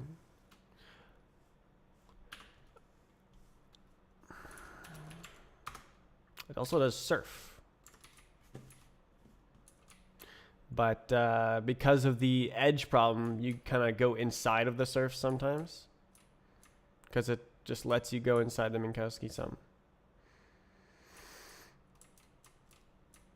But holy cow, it's like not crashing very much. It still does crash sometimes. Probably there's a problem with the algorithm. Because like that loop that I showed you goes, does not have any... There's a crash. So it always seems to be with, oh, it doesn't have any printing in it. It always seems to be related to edges, Minkowski faces.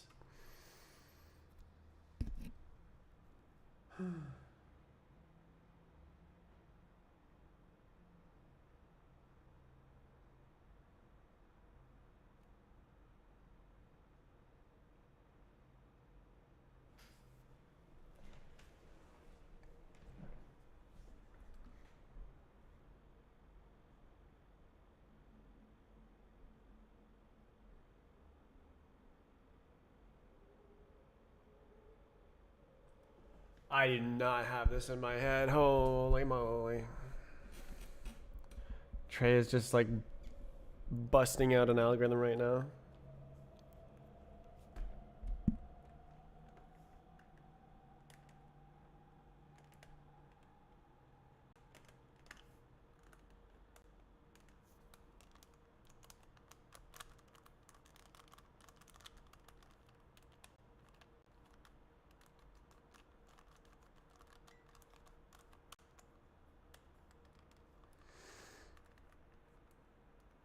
The output of your algorithm is a time of collision and the closest contact point.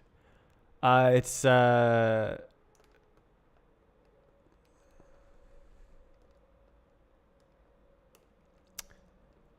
almost. It gives the face that it contacts with and the time of collision, which is enough. The point of collision, as long as you, for the most part, you don't need it. For some things, like maybe standing on a spinning object or something,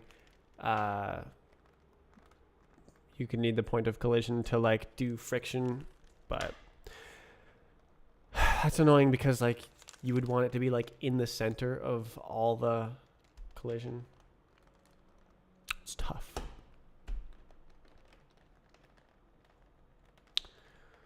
But yeah, it returns a Minkowski face that's touching, which is very useful.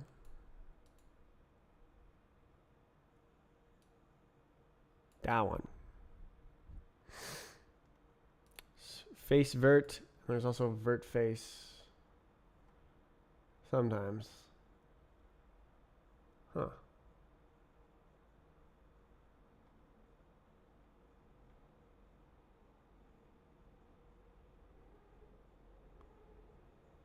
Apparently it's always face vert.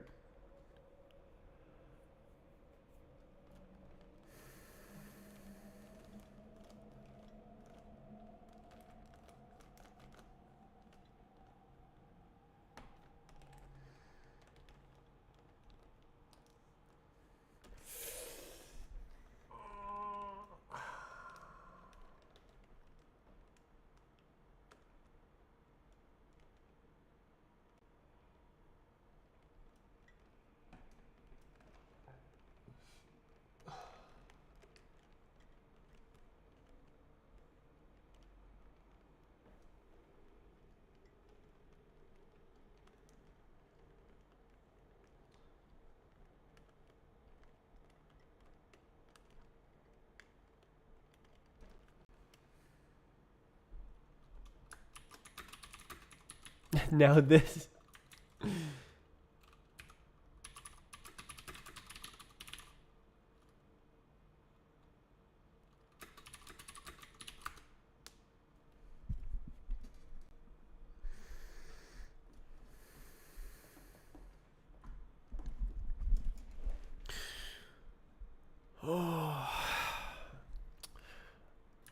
I've been making this for 4 months, and I think it'll be good once I figure this out. I'm hoping to figure this out like today.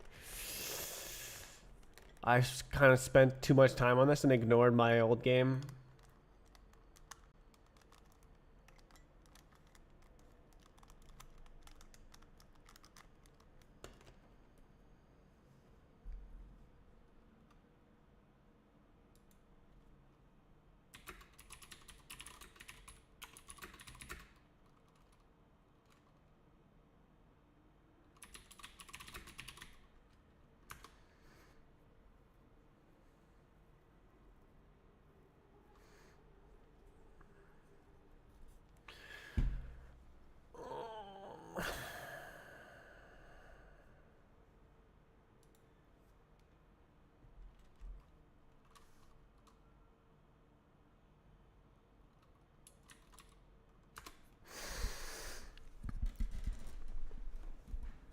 Oh man, I've prodded Trey with this problem and now he's solving it for me.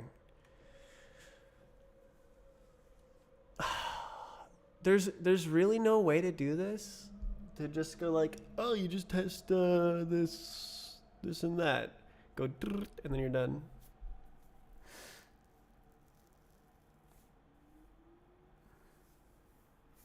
That's crazy. You can't just say, oh yeah, that's the empty set. Oh yeah, those set of faces, they don't contain any volume.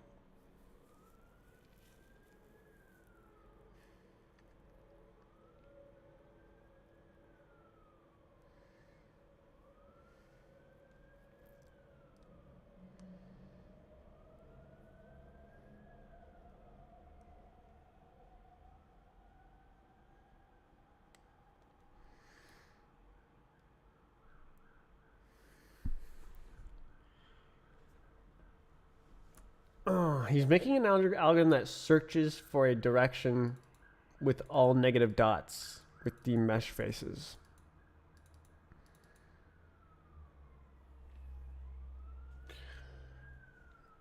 Yeah.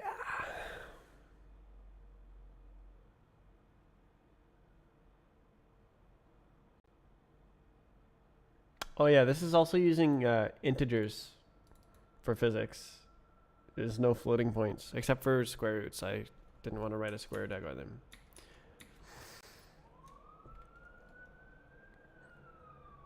So all the normals and positions and stuff are integers,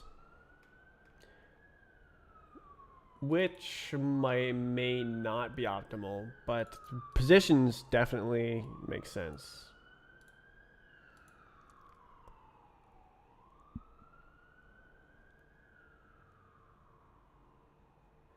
Why can't it work? Oh, stress.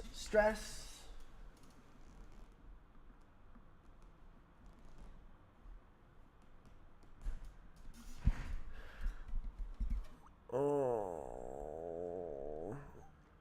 I feel like I gotta implement Trey's algorithm. Yeah, this one this is how it sets up for the actual crawling across the faces. Is I have this entire chain of setup. So it calls this function, finds this, and this function calls this, which has this little bit of code that calls this function as this, and then this function calls this. It looks a lot like that other piece of code, but it's not quite the same. It calls this, and this is just to like prevent edge cases from happening, to find a starting point before the algorithm even begins. It's like trying to find, if you're like falling straight down, just like this, boink, then the algorithm will fail because the this thing will always get, okay, well no, this guy, farthest vertex, it just tests which vertex is the farthest vertex in that direction. So it'll like get the farthest vertex in that direction. And then, so it would always start the crawl at a vertex. But if you're falling straight down, then you never cross any boundaries to other things. So the algorithm will just start here. It'll go, oh yes, we're going onto this face, but you're falling here. So it has to like fix it and start on the face, so that when you go like this, it's like, you've hit the face.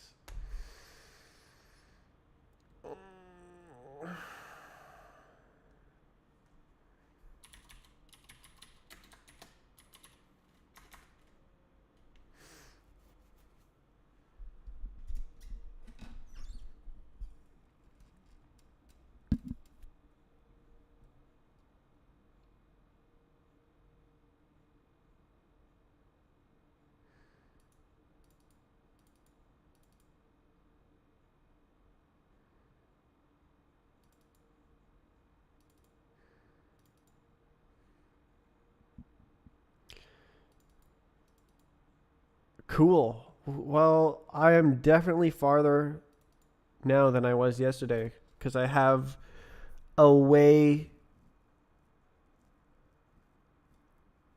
I thought of the thing, whereas yesterday I didn't. I had no idea, and I thought that this code was correct. It's not correct. It's wrong.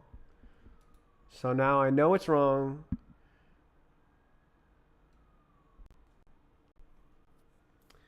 And I have a process which potentially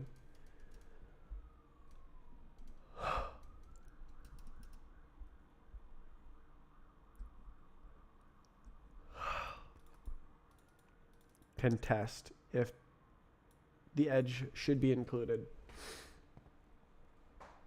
Oh my god. I've done so much work on this. This is parabolic mesh tracing. It's all event based. So like in the physics, when you press a key, it goes into, oh, not there. These one input instruction. It plumbs all the way into the physics and simulates what happens in the physics exactly when you press that key. So it's tickless.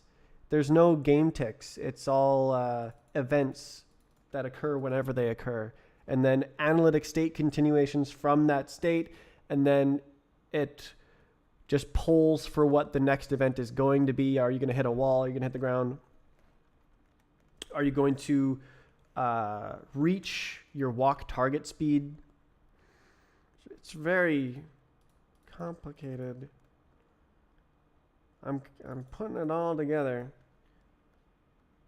Surely this is what I need, right? This one last thing. Surely it's the last thing, right?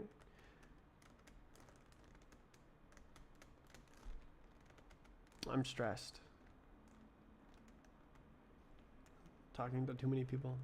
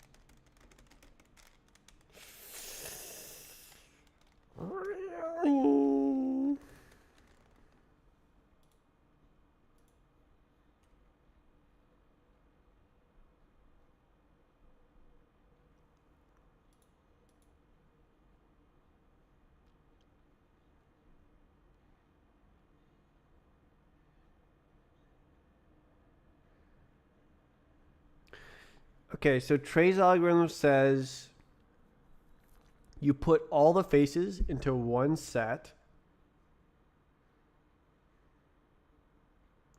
and then you go through all permutations of pairs of faces and test that the cross product is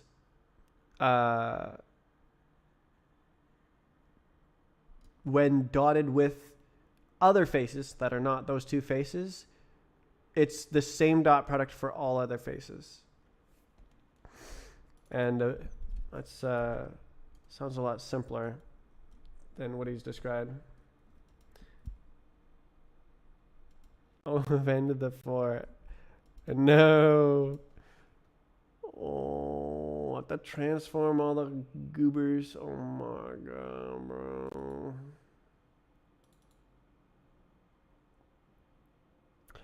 Oh, and I can't even make it static. Ain't no way. Oh my god, bro. Oh, is there some cheat I can do to like reflect and find the dot product? Ah, ha ha ha ha. I don't know.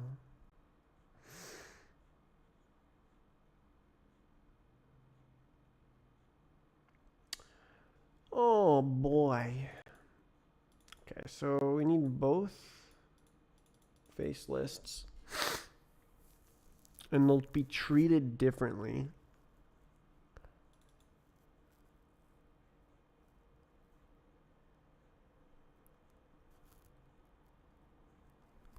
Ugh.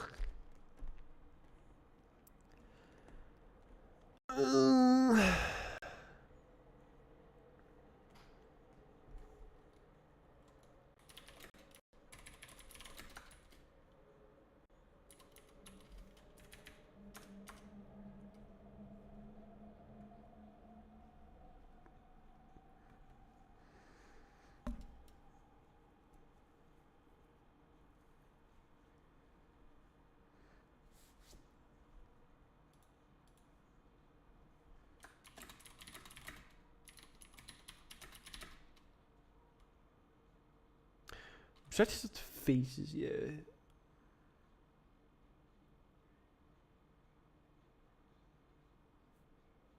Mm.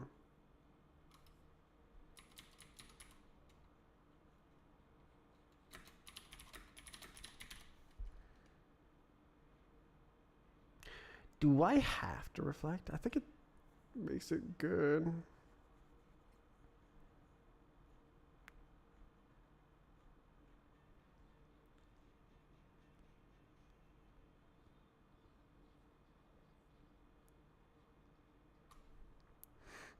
Okay, I guess I can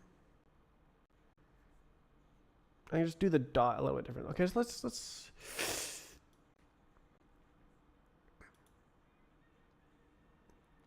let's begin. Okay, so this is mesh 0.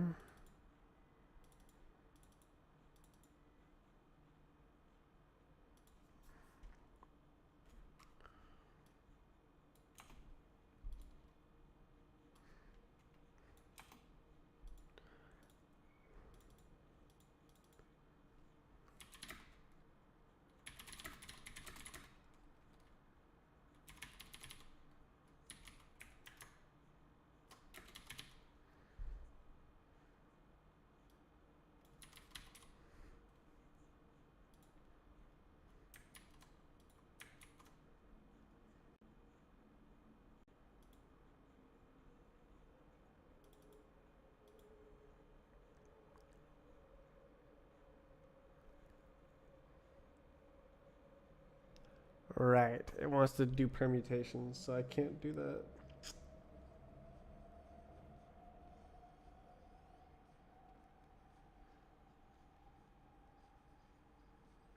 Crying. Oh my god.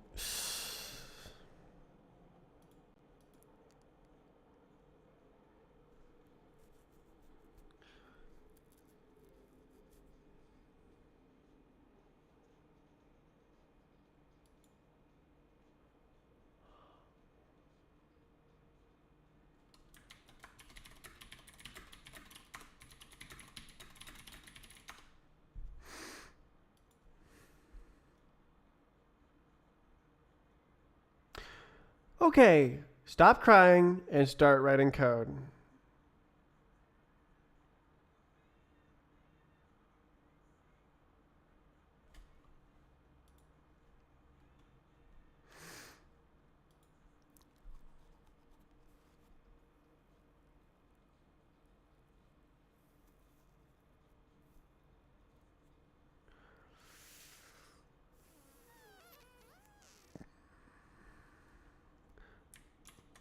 normal sender before.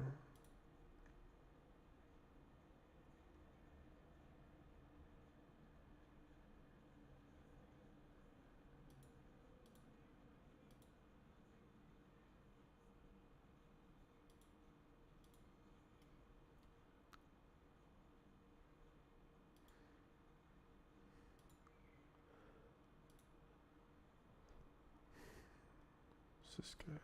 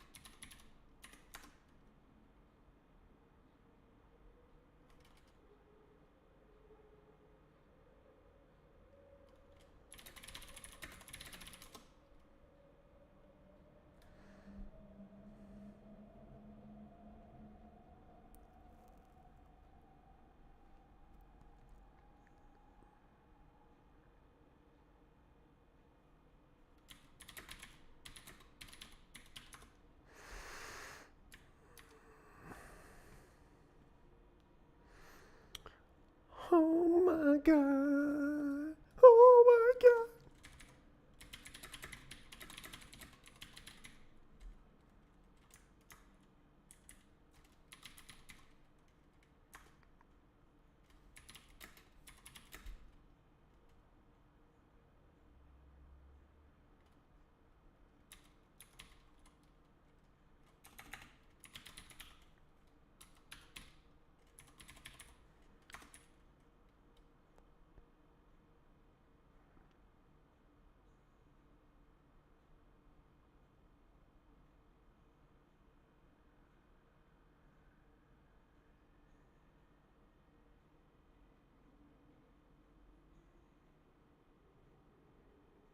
I wonder if this optimizes and calculates no D value.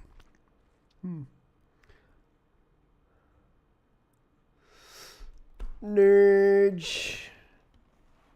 If you know the potential collision faces, can you prune those with non-opposing normals?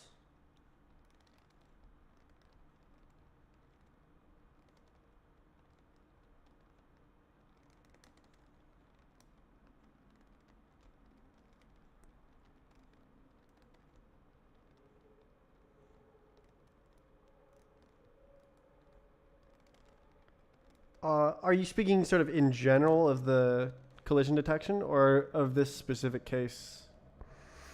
Because like it's all a big mangle crawling around on the face randomly or in a very deliberate and specific path, not randomly at all.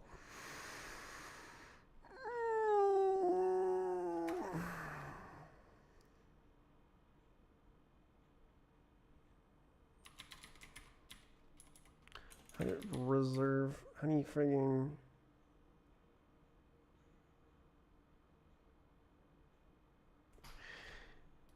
How the hell does additional? Oh my god! Of the capacity. Okay.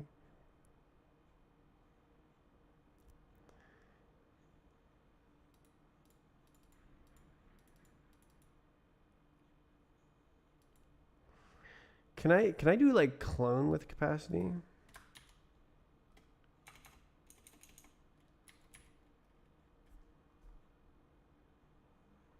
I don't know. Let's see. Rust is fun.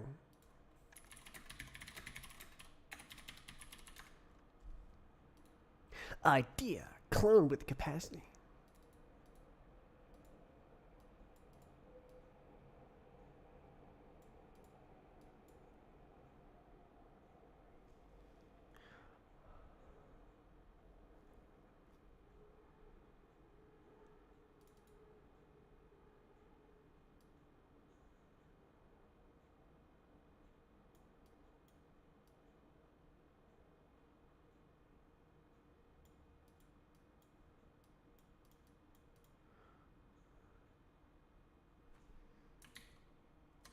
The beans.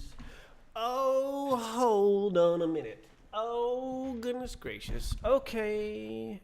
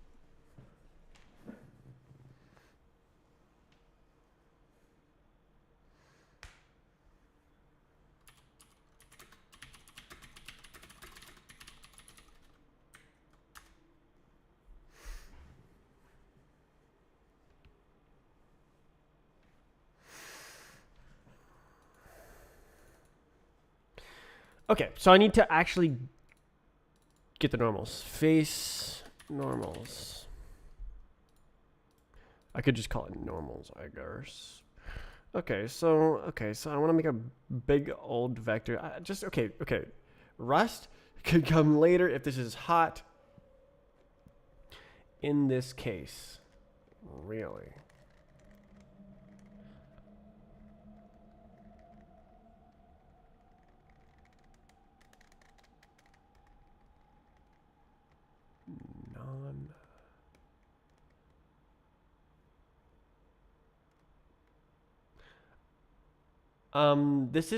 This isn't testing a collision. This is a topology query function of the Minkowski sum. It's asking what edges does this vertex have?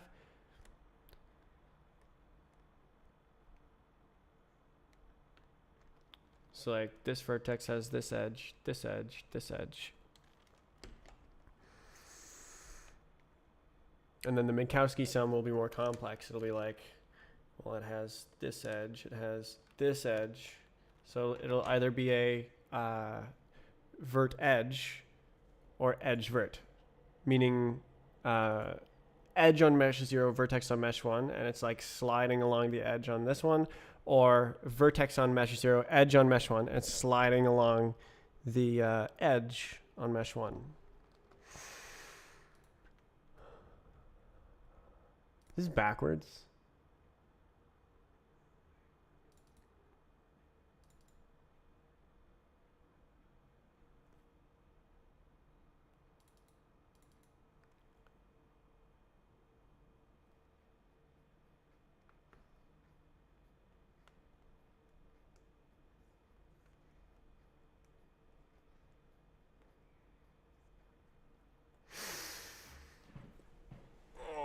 Okay, stop.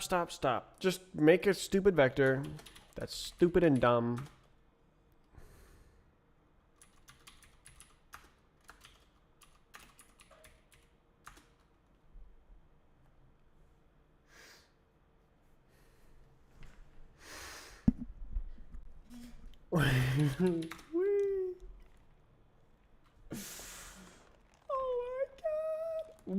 Oh, actually, I could pre-compute a little bit of this. Little bit pre-computed. Very small amount. Little pre-computation. Very small. Normals. Dot iter. Dot map. Function. Face a day. I think it's like this. Self dot mesh not the same dot nd dot 0. Ta-da. And then this one is mesh 1. And that makes a list of normals. And then I can use that instead of having to call this function 7 trillion times, which is actually expensive. Okay, so this is slightly less over expensive now. Let's pre-calculate this. Wait, actually I could clear the vector. Interesting. Sure.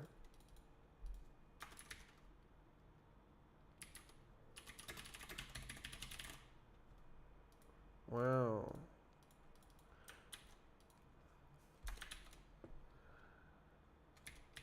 Put this. Okay, so first clear.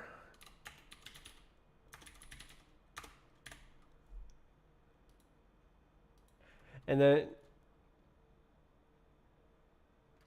can I, does that work?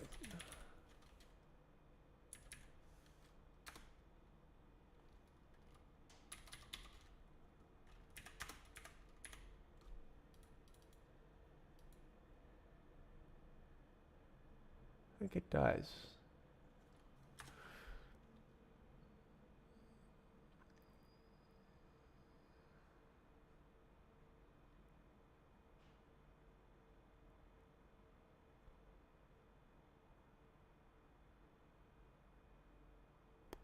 Dot product. No. Okay. Okay, so all I need is a reference to the value, and then I can grab the value, subtract the value. Does that work? I don't know. Okay, let's do a for loop then, whatever.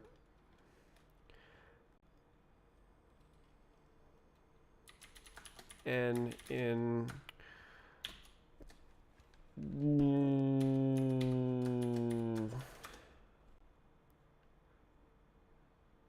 and then this is a reference to a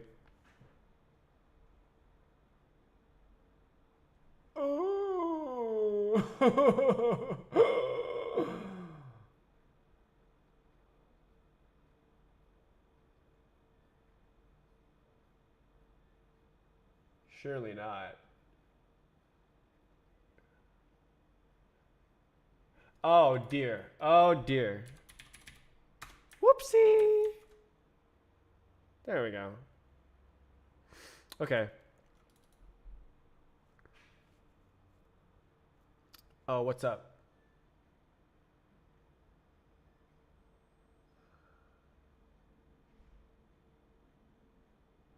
Can it infer like crazy?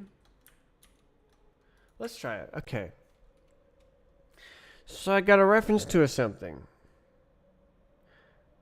Great. It's supposed to be a planar 4-vec3. I need to take it, flip it and reverse it, and put it in. Push, face, normals, push. Oh, I have this code right here. Value is face normal minus, which doesn't work because it's a freaking whatever. Face normal dot edge divided by face normal length. Yeah. Okay. Well, okay. I should pre-calculate all the lengths later. Is that a real calculation?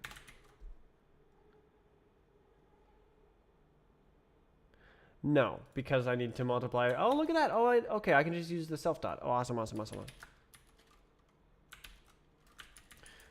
Oh, no, this is n.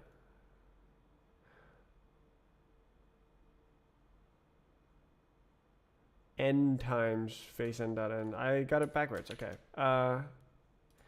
Okay. Amazing. And then divide by nn. This is not great, but nothing much we can do. What's up? Cool. Okay. Now do you have a type? No? Great.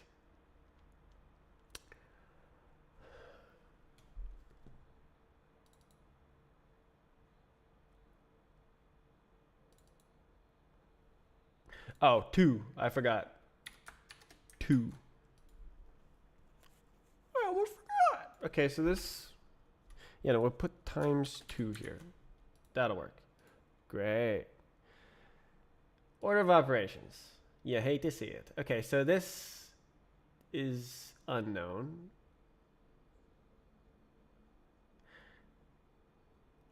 Should I just make it easier? It's a vec of planar 64 vec 3. Like, that's all you need to know.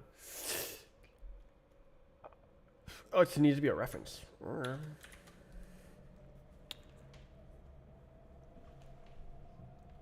Big beans. Very big beans. Okay. So now we have a list of face normals. And all we need to do... Right, this is okay. Right, because it's reverse parity. I just remembered. Okay. All we need to do is a big test. Like frigging non-empty set or something. But it's not a set. It's like a volume. Face normals. Cool. Cool. And then that'll do that. Yeah. Great. I can't wait. Okay. So we're going to put this helper function. Ooh, I don't really have a lot of helper functions.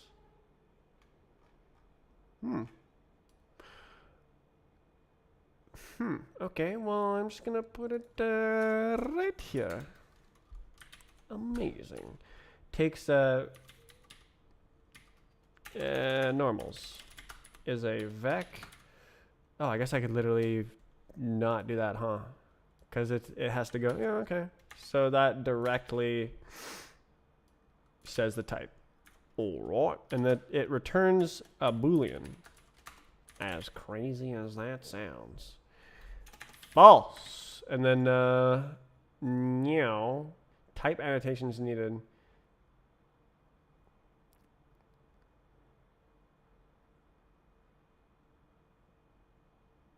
So it doesn't just go through. Okay, well, I'll put it back then. Unlucky. I was wondering if the compiler would figure it out, but apparently it doesn't. Borrow of moved value.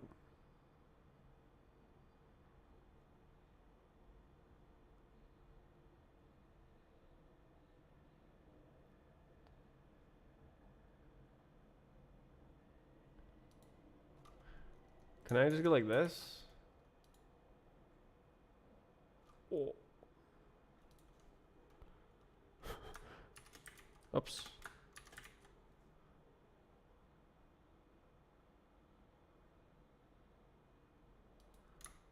Is that allowed? Oh.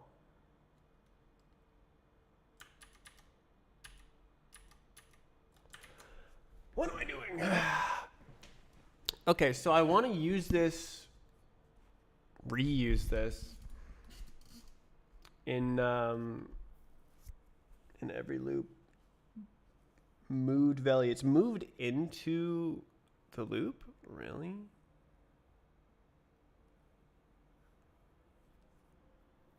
Really?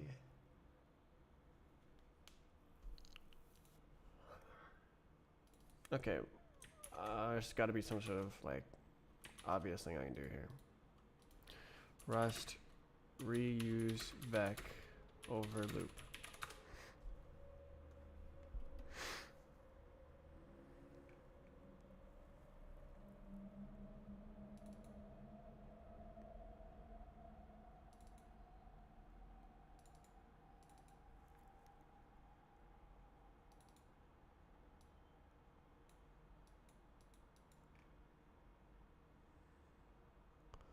Oof. Oof. No.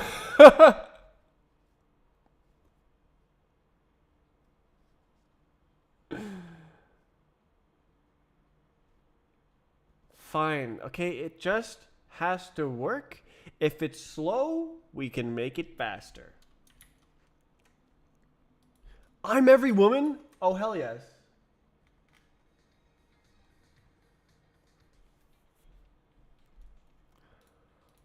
Oh my god, bro. Alright, well, we're allocating every time. Let's go, baby.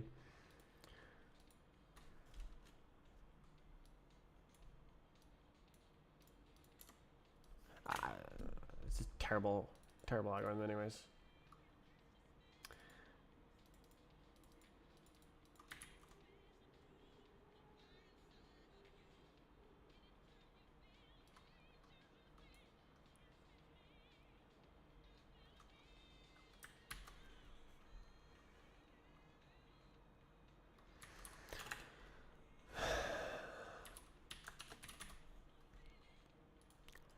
Probably don't have to do this.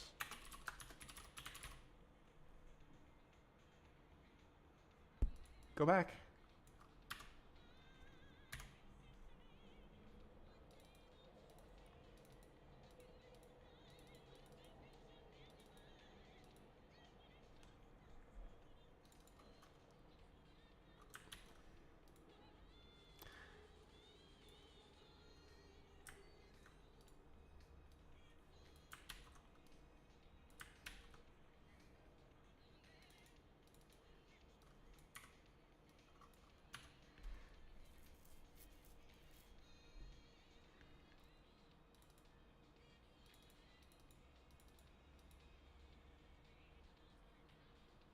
Where did it go?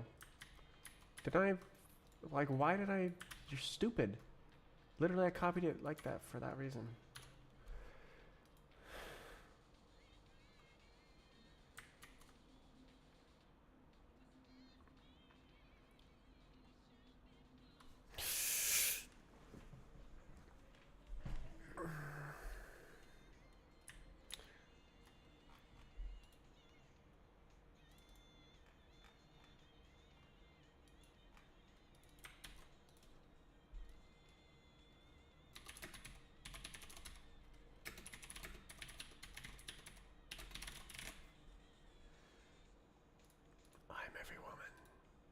I am every woman.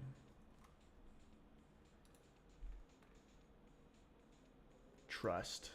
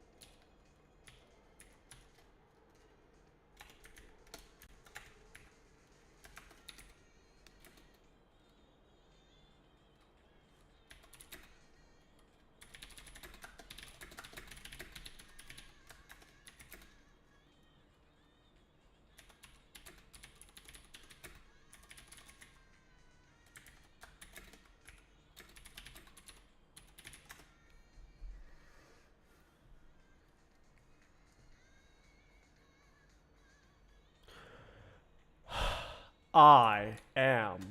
Okay. The codings. Okay, so I'm gonna need to double iterate over this.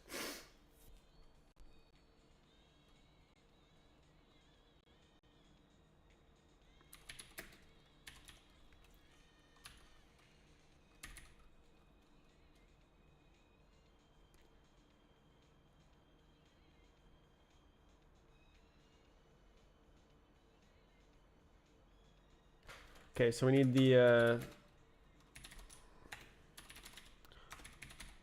length, and then we do the length minus 1, I think. Oh, or j in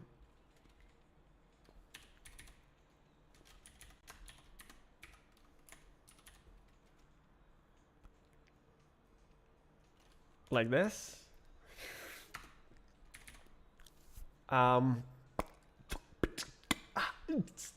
Okay.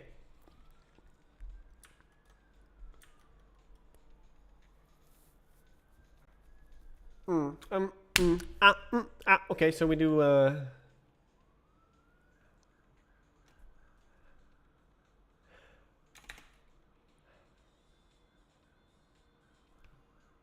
wait.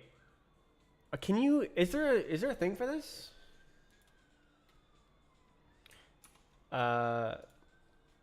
Rest loop vec permutations.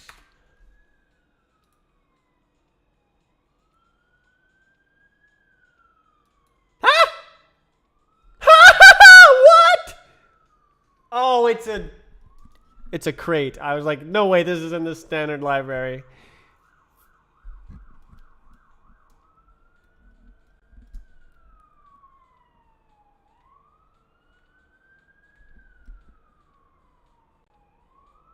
Yeah.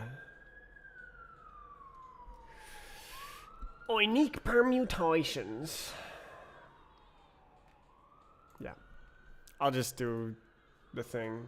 It doesn't matter. Okay.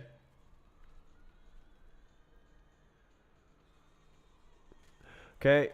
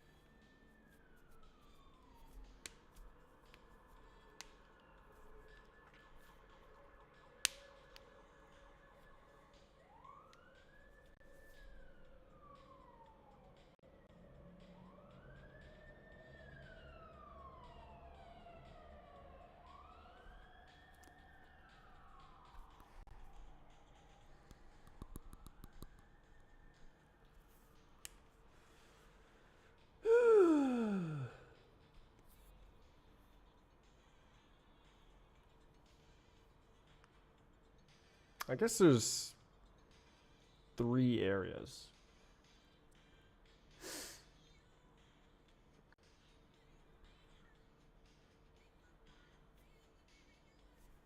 Okay, we're not on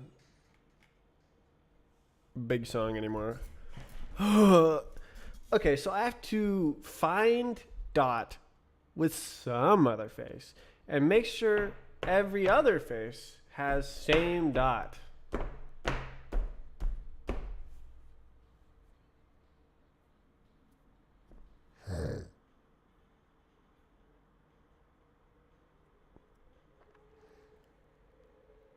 Oh.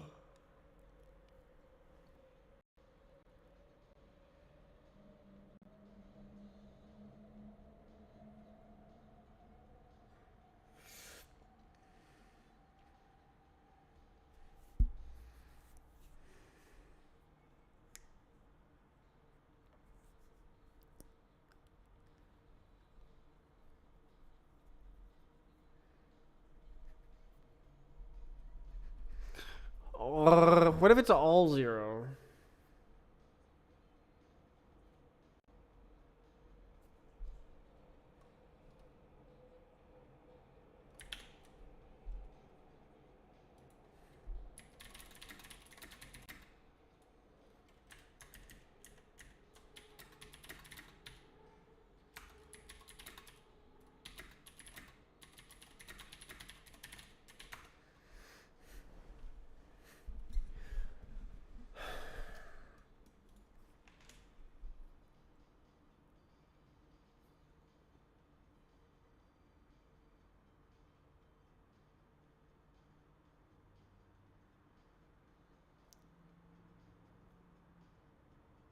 Does it not count?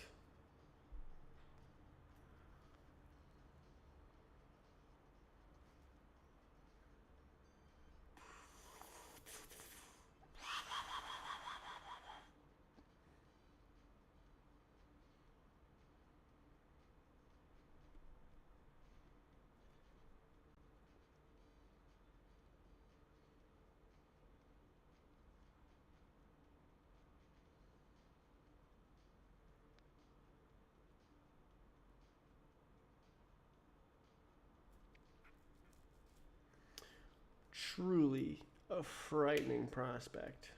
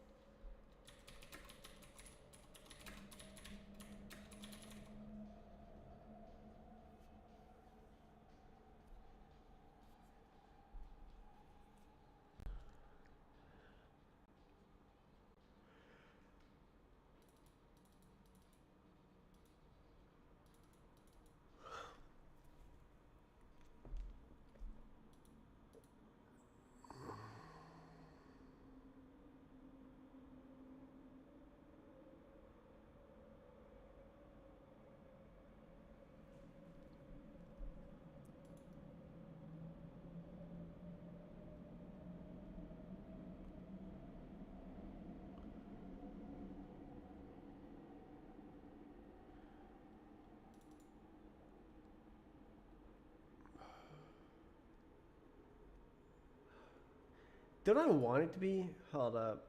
Oh yeah, I want it to be empty volume.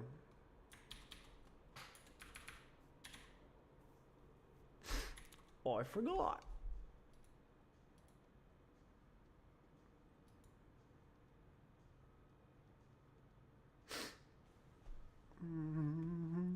Okay.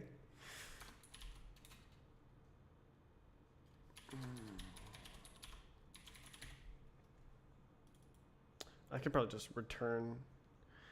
A lot get done. Gator done. This is what happens when I run the game. Wow, I'm in the game. Wow, I fell off the front.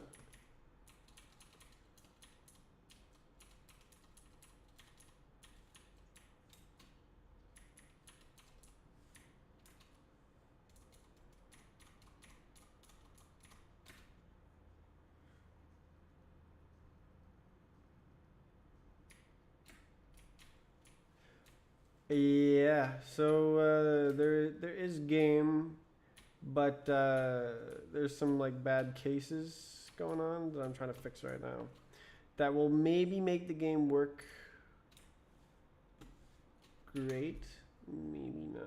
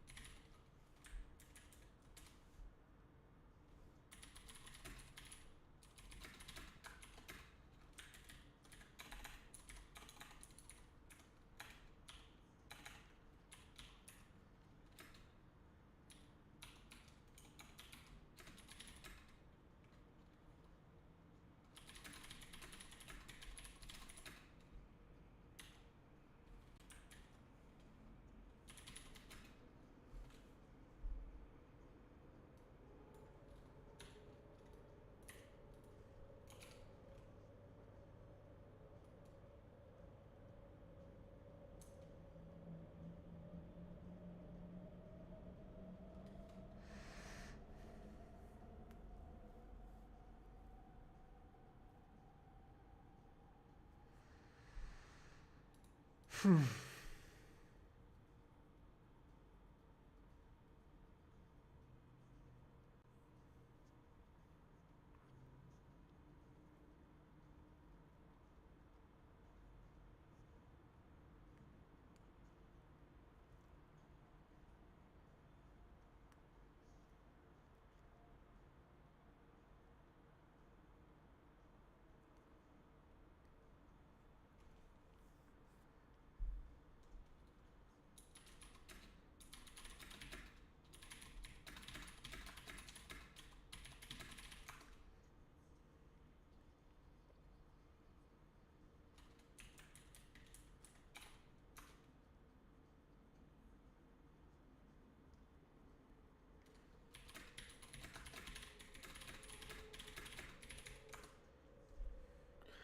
right, let's just go for it.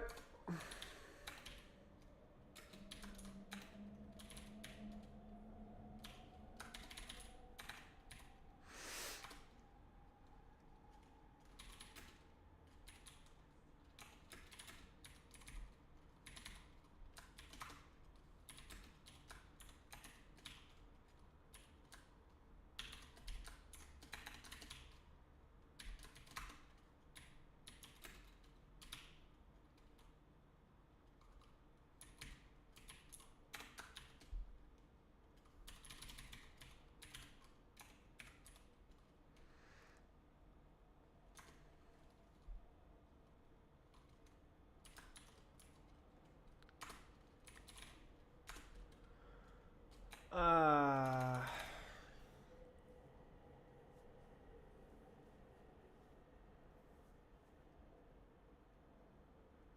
yeah.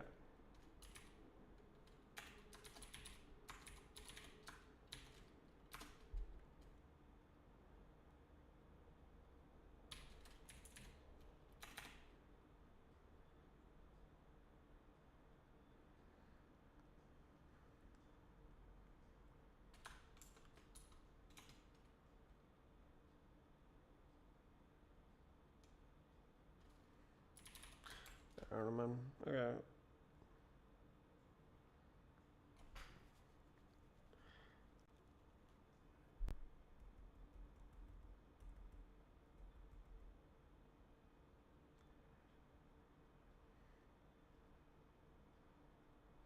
Same sign. So what? Can I do like I mean, it's not the greatest.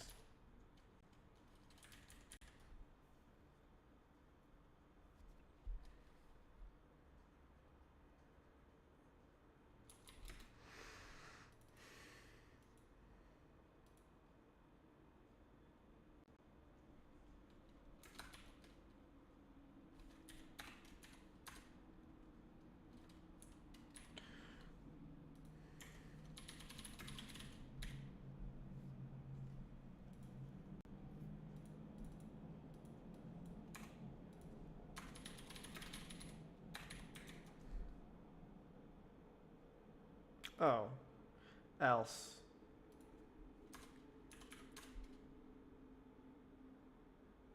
I see. Yeah, okay.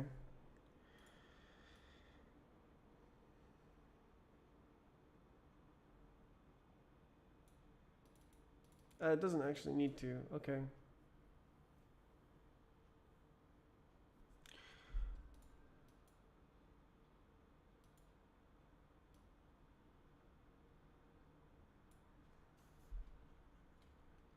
I don't know.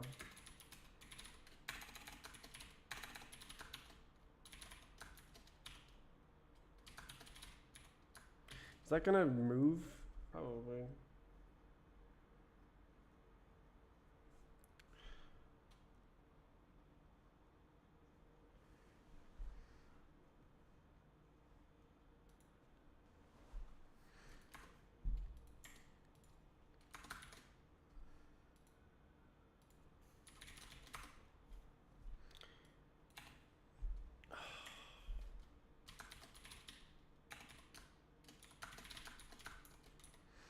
Dumb.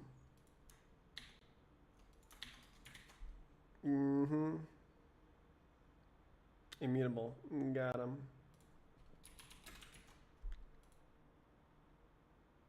Ah.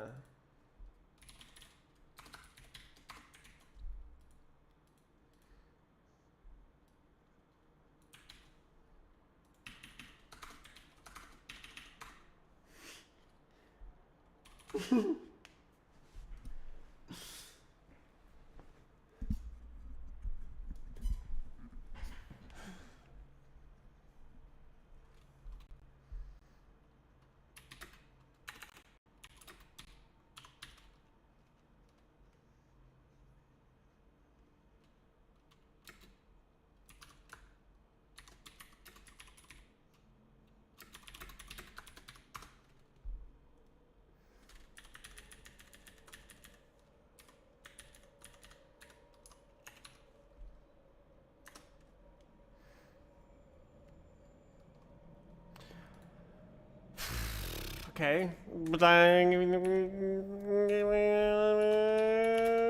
Build release.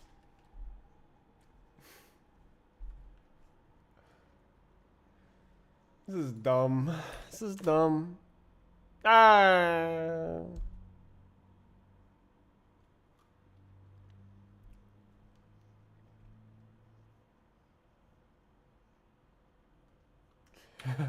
I fell to the ground.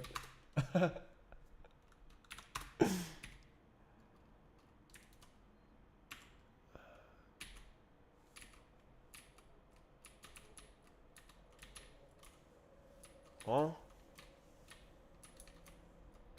Did I make a mistake? Ah.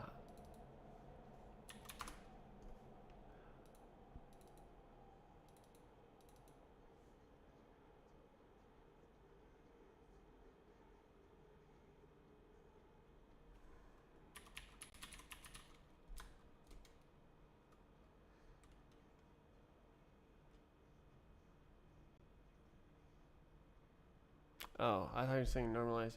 Did I forget to normalize here? Do I need to? I know that I got the normalize.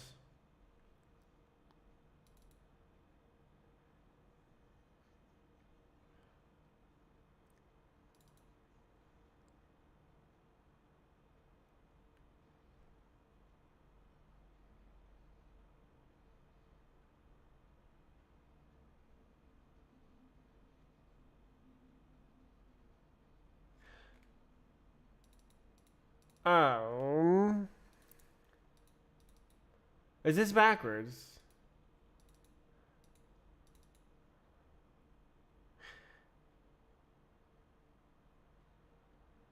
Um.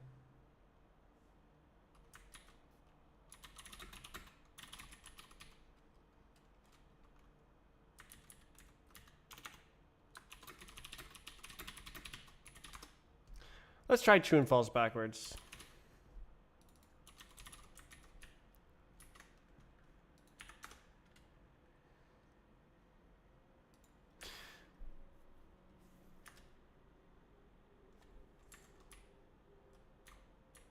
Mm.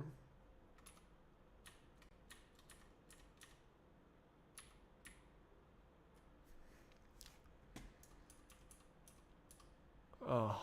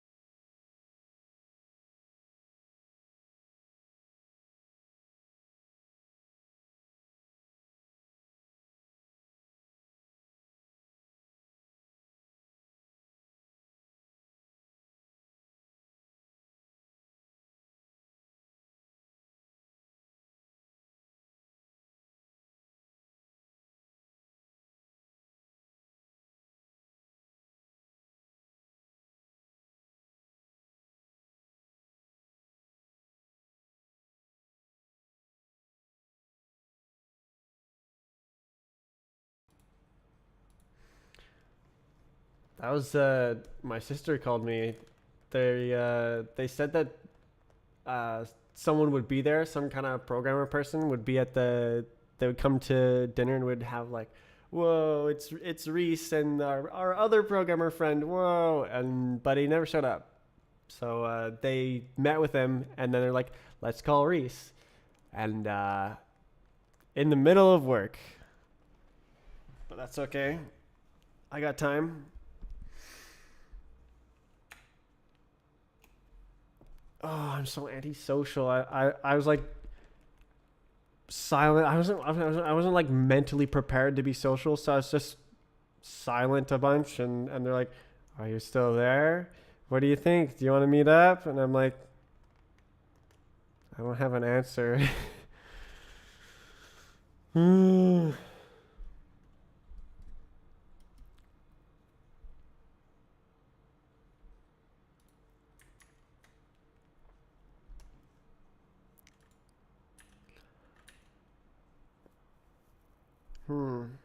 Uh.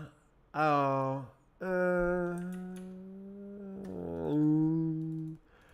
Maybe. Uh, what if it's 0?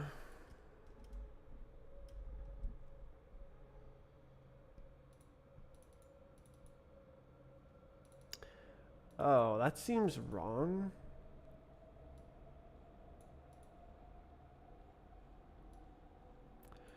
Okay, so if they're the same.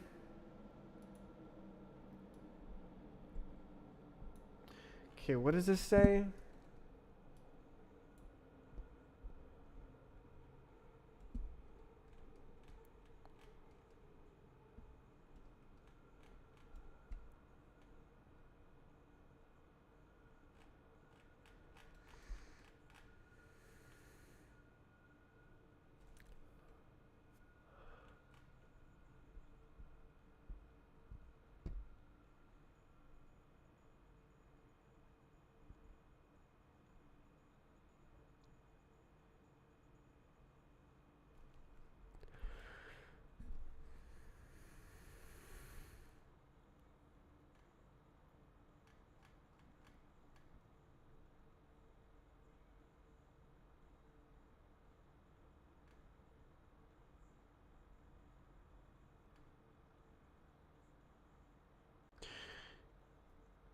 Every pair of normals. Take the cross product.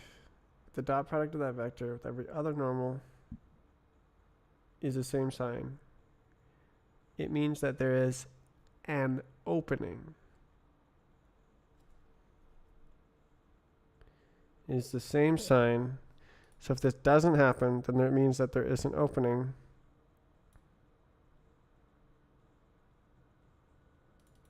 Means that it is empty. So I think this is right.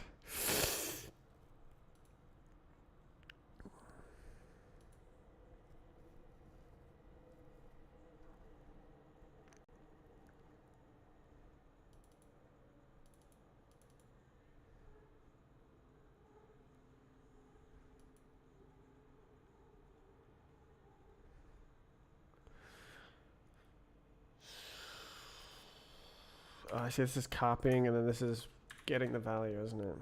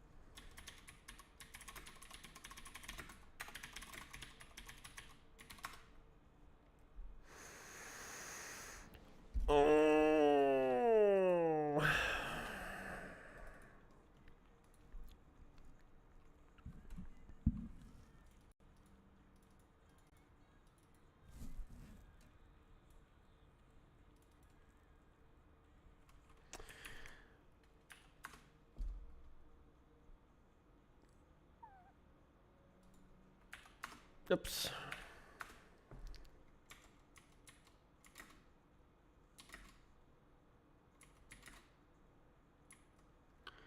Didn't it?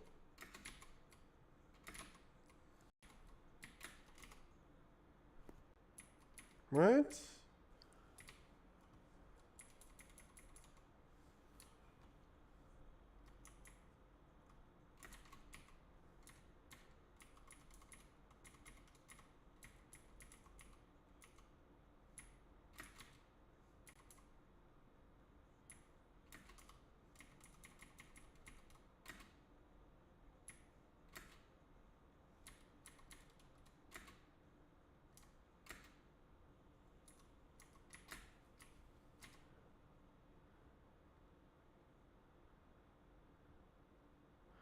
Why would it do that?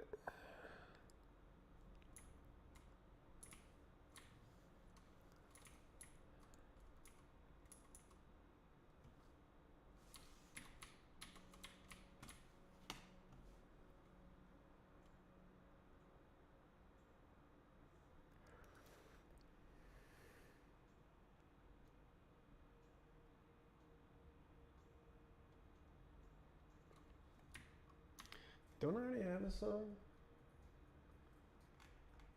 I believe I do. Yeah, there it is.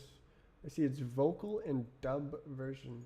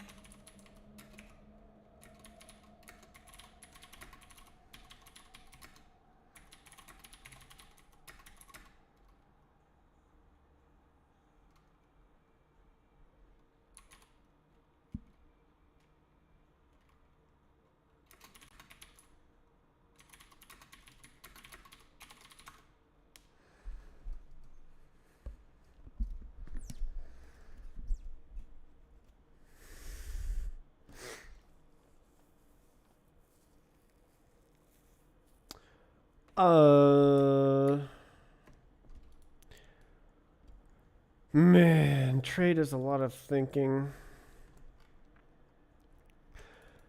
Okay, so really what I need to do is test this function. So let's test it.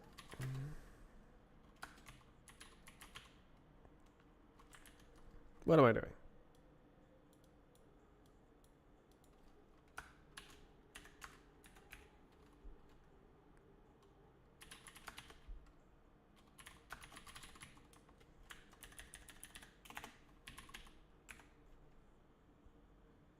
Oh, it doesn't matter.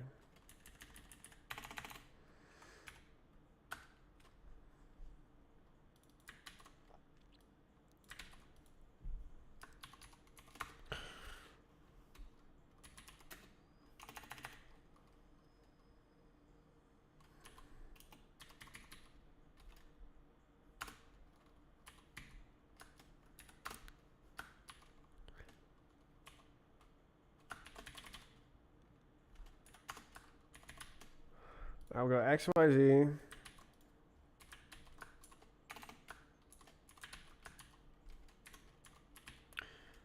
To vec. And then, yeah, that ought to do something.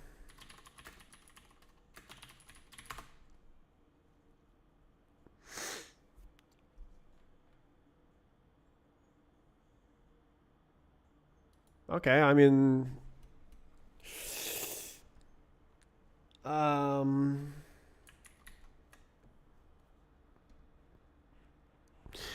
good engine, good. Yes. Oh. Many money. Was that $15? Wow. Thank you. Kowswookie. That's so close to Minkowski. Thank you. I'm making a Minkowski difference or Minkowski sum to try to do collision detection.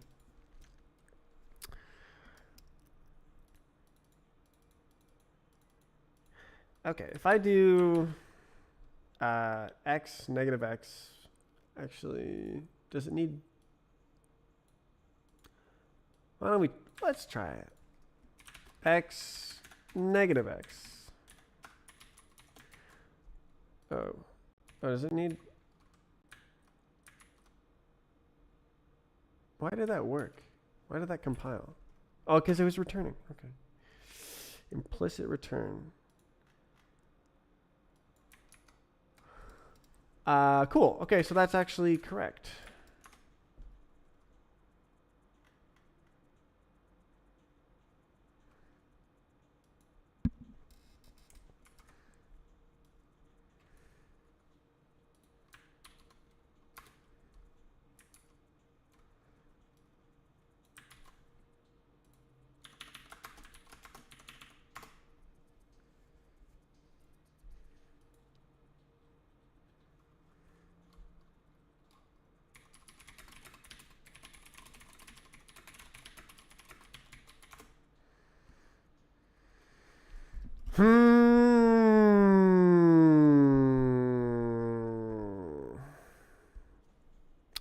Why did it not fix the entire game?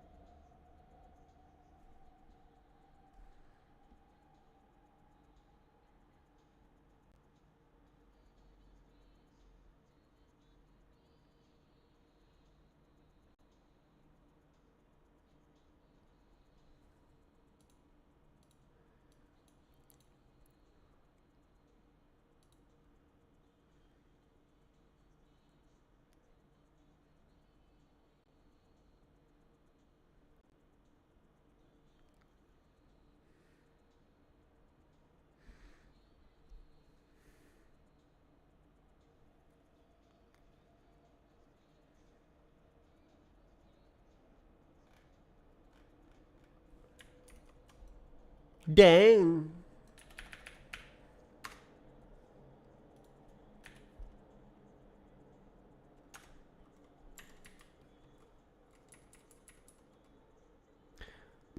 Why would it not fix the game?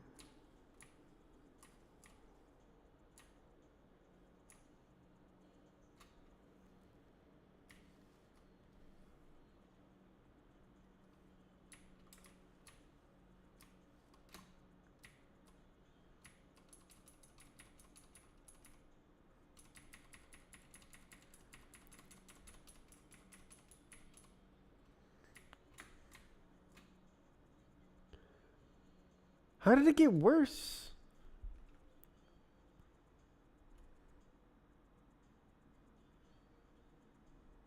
I mean, it didn't get worse. I'm exaggerating. It is just the same. Is that not why it wasn't working?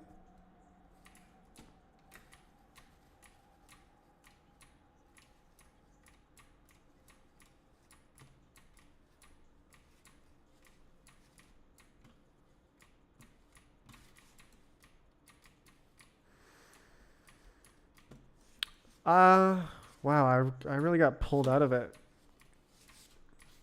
Interrupted.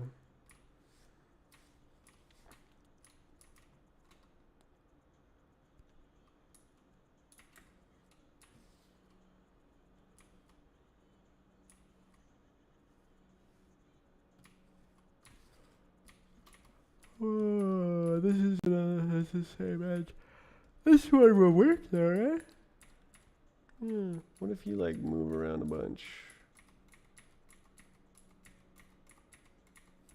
Seems to work. But if I go like this, yeah, so that doesn't work. But then coming in from this angle does work. Right? Because it starts on the other edge. So it goes inside on the other side. But isn't it fixed? Why? Wouldn't it be fixed?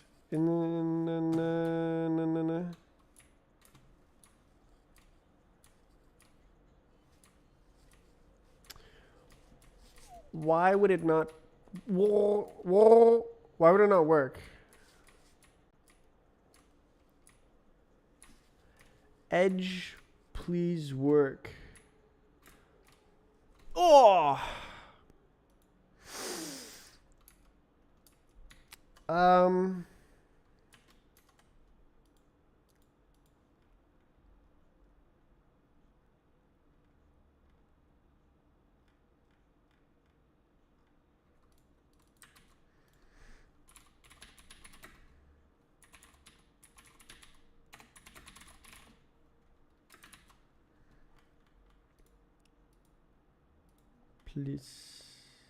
Please, sir.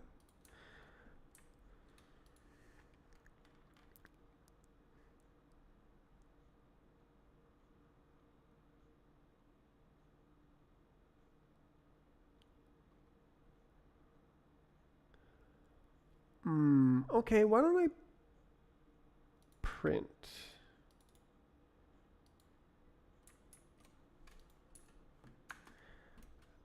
And then we'll see.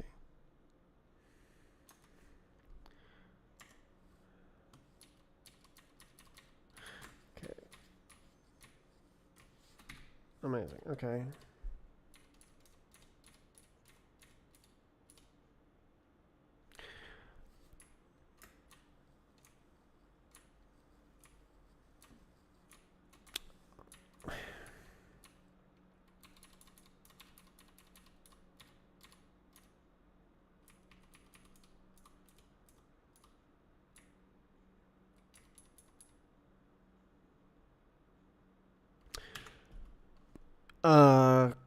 Doesn't help. Okay, well, let's try this. What does this do?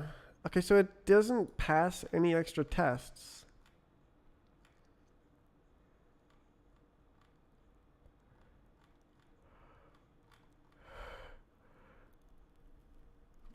Was I wrong?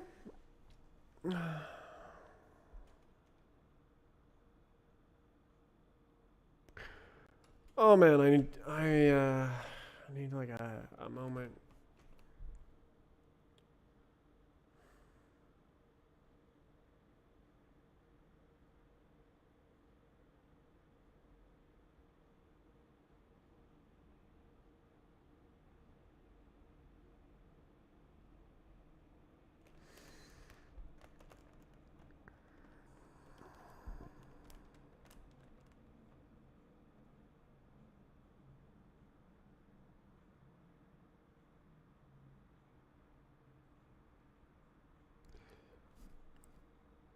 Did I do the thing? Let's see. So we're looking at Gotta go to sleep. Thanks for the bits. See you tomorrow.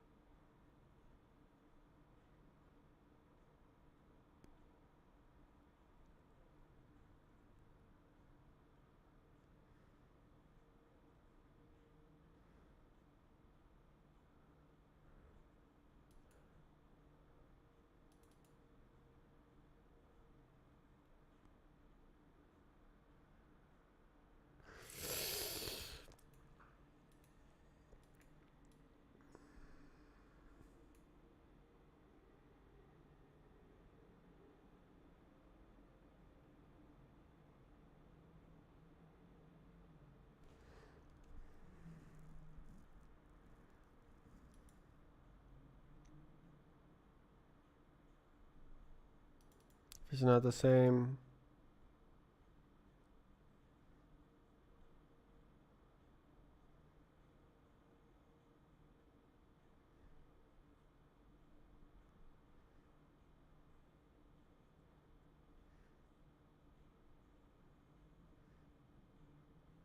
Okay.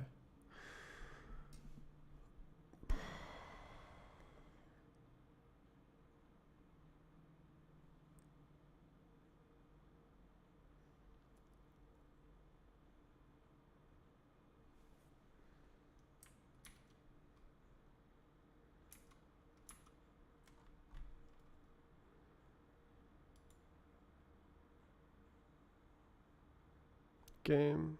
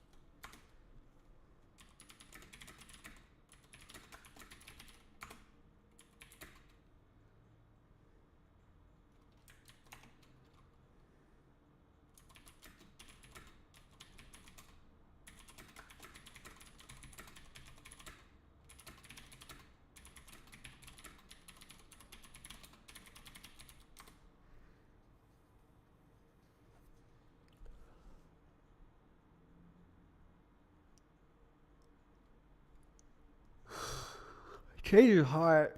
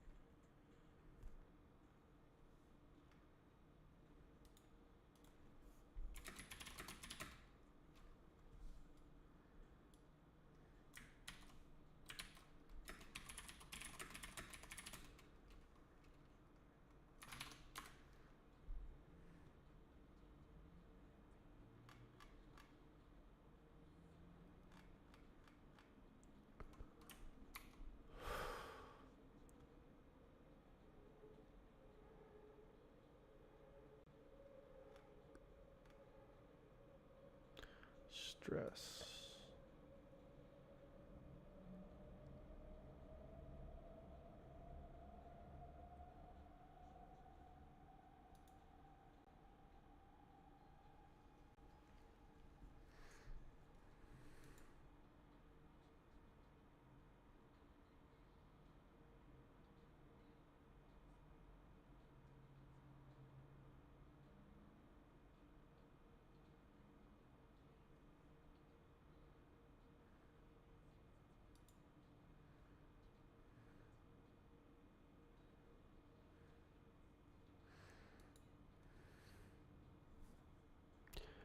Kawuski. Yeah, it just came in and dropped the bits.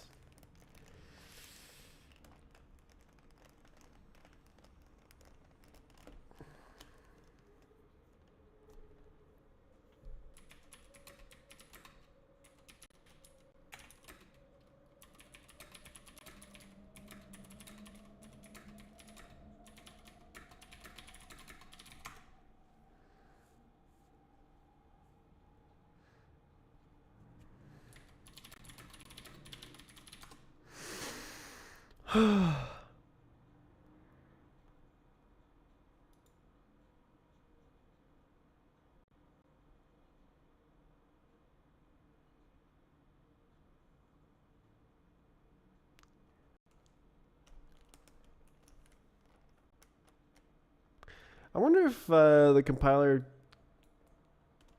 can like do something interesting with this.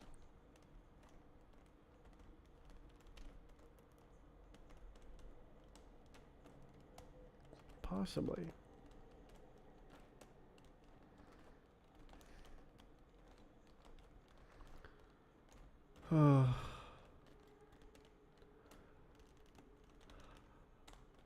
So I just wrote this and I'm like, yeah, this is going to fix everything. And it just fixed nothing. There's no change. So what I have to do is I have to look at the output of this to see if it's wrong. Oh, it looks like it doesn't even come into play. Right. Right. Right.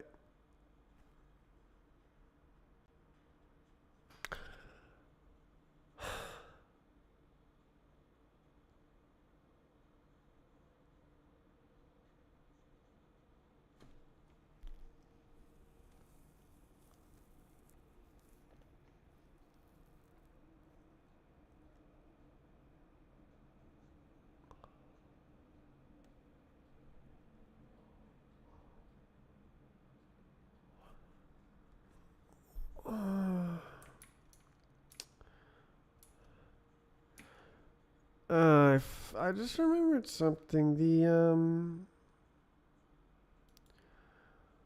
Oh man.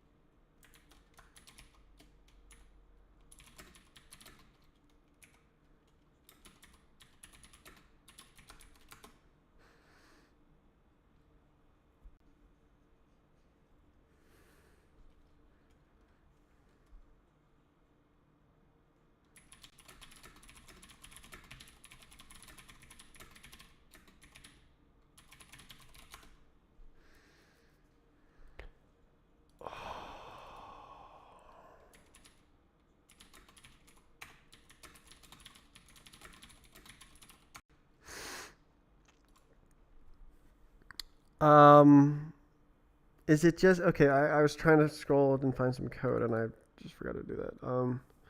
Okay, so this is saying you stop hitting the edge.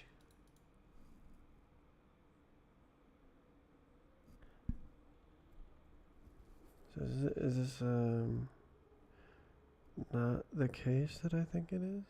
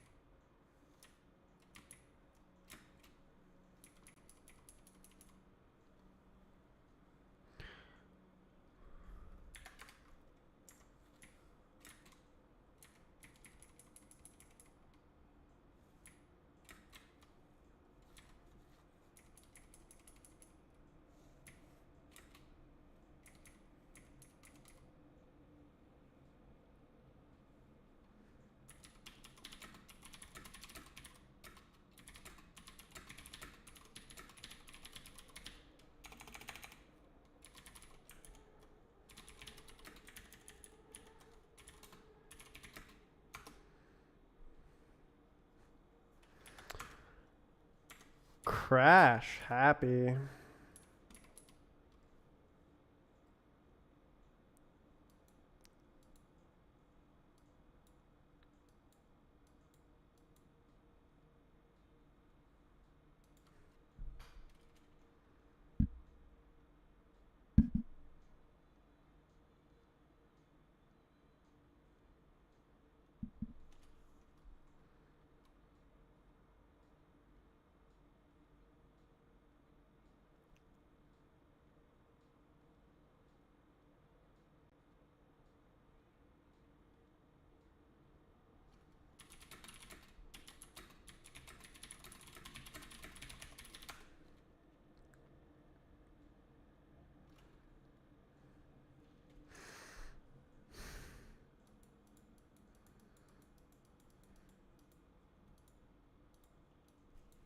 Six nanoseconds.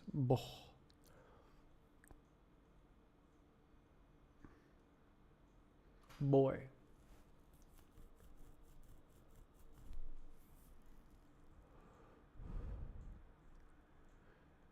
Is this not an... well, it does look...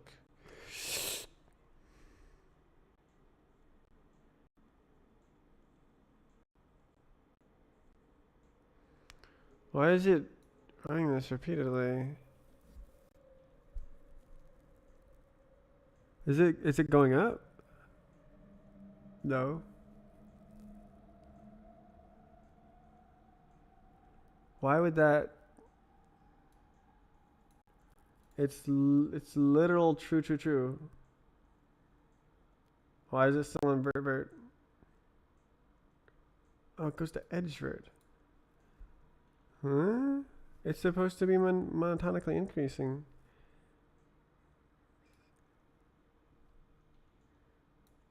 This is...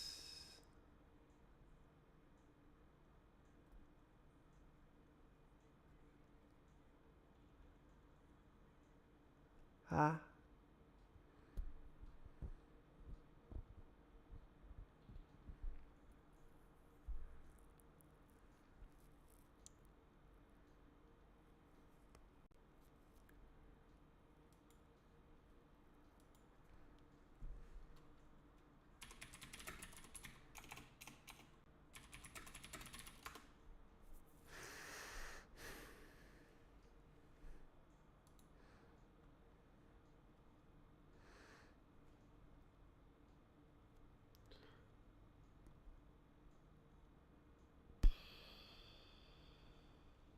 What? Oh, is what? No, it's...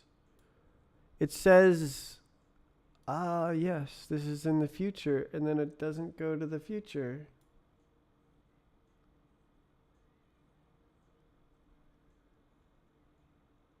What? Like it should take this time on. Oh boy.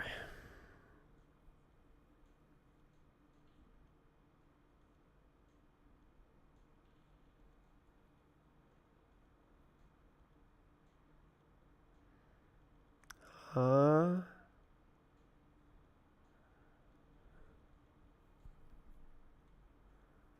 What?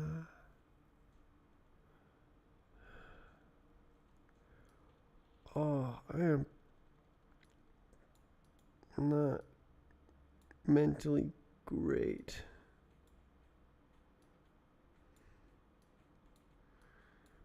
Okay, so this is giving 4 edge verts, which seems good.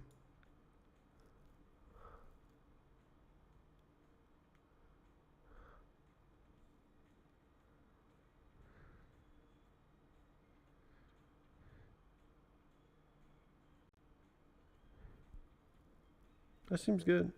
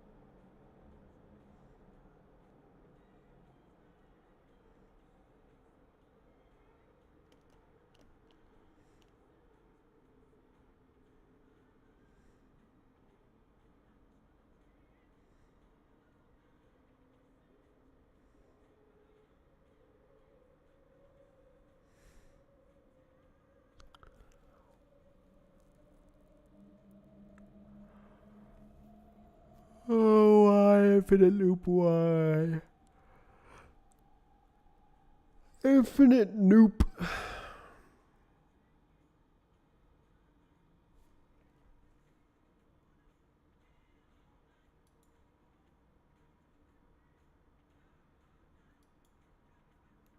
Keep rubbing that Rubik's Cube. I missed that message.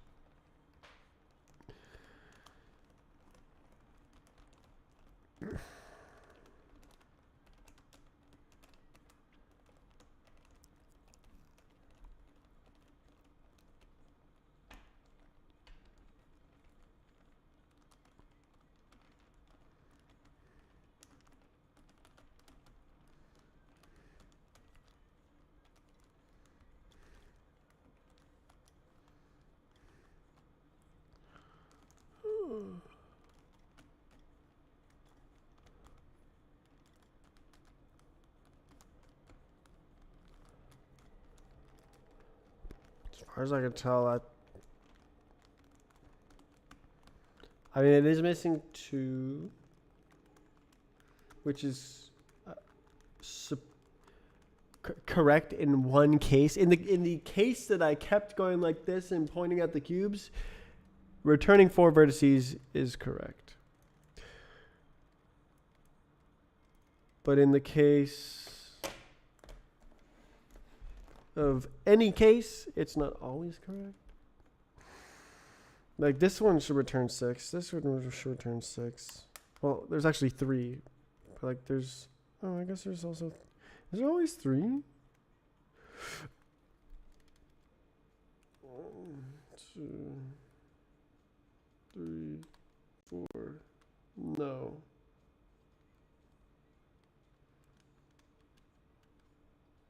One, 2, 3, 4. There's always 4. And not this.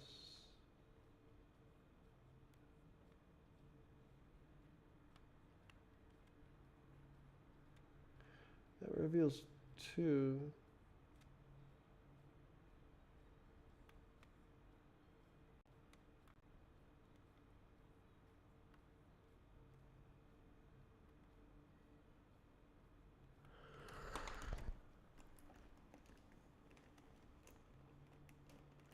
Jesus.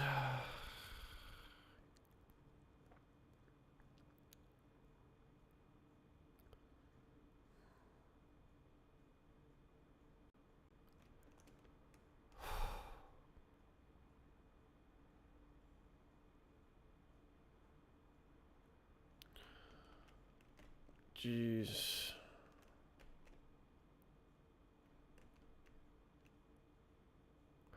Am I devastated? Is that the problem? I'm also overwhelmed, stressed. Lots of people.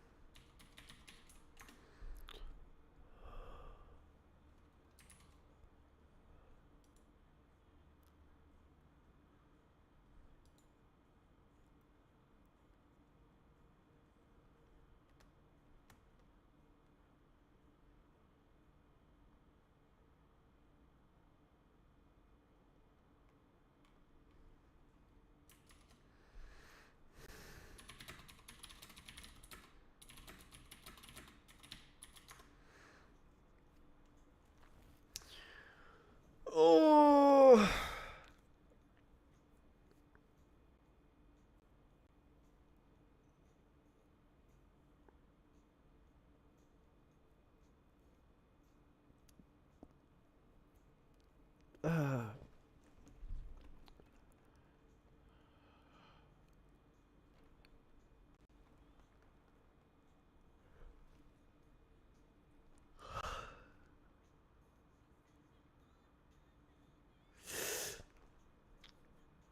Hmm.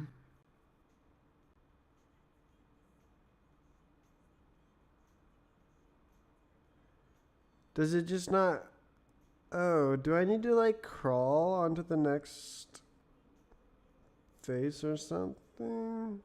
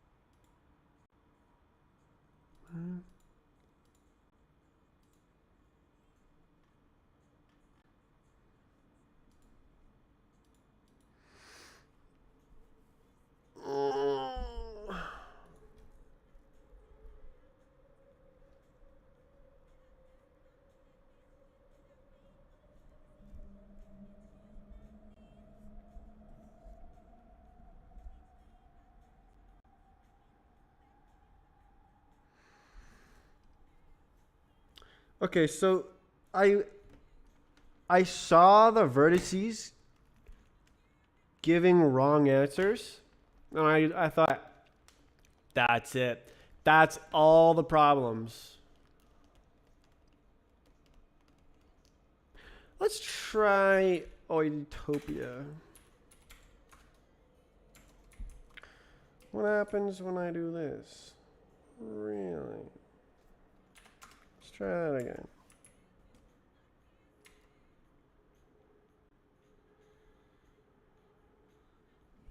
Oh, out of bounds. Oh, okay. 234.42. Okay. Oh. 234.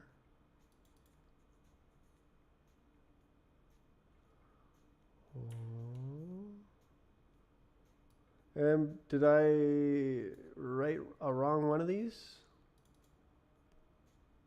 Okay, no, that doesn't matter.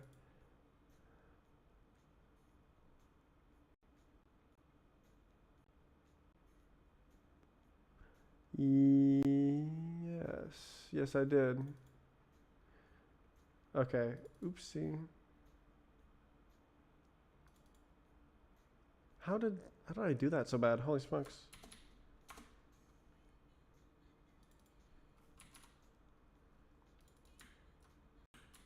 Oh no, that one's correct. This one's wrong.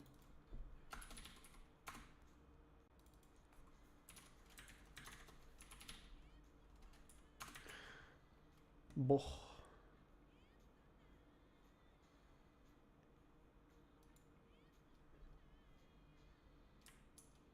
What a goober. It's not gonna work. Big wrong, big wrong.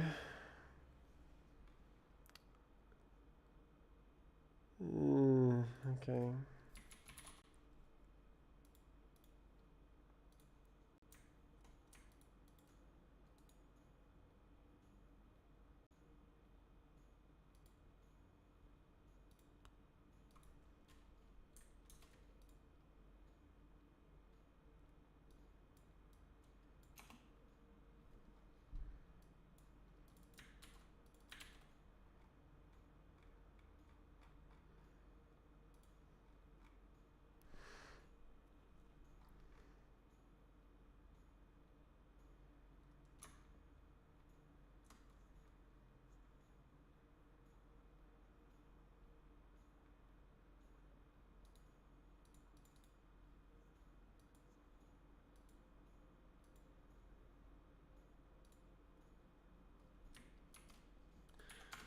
Cool, nice wrong code, man.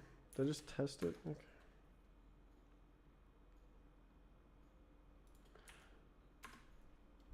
So maybe it doesn't do that now? Oh.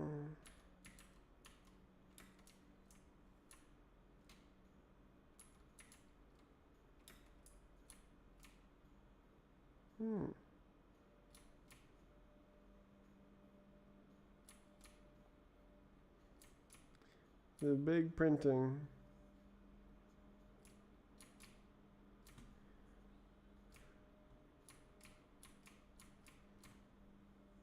Oof.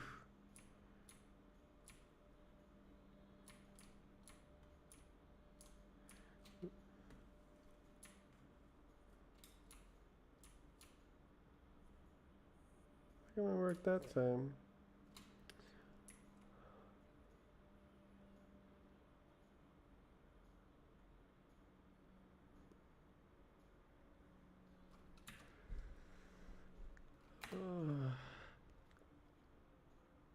Cool. Okay, well that helps to not be wrong.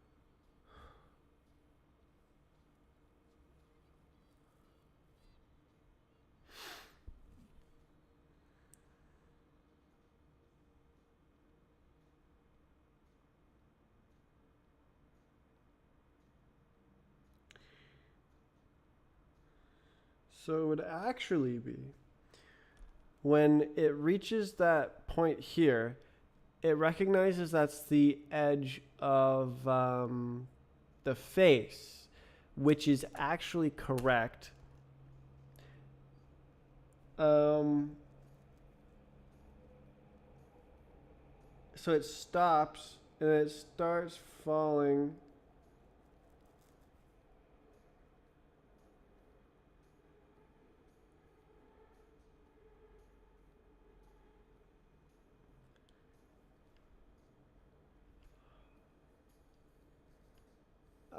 So I guess this is a precision problem? Because, like, it works as sometimes. No. It could be one of any number of things. It could be like the previous loop iterations are wrong for some other reason. Well, that's disappointing. That's disappointing.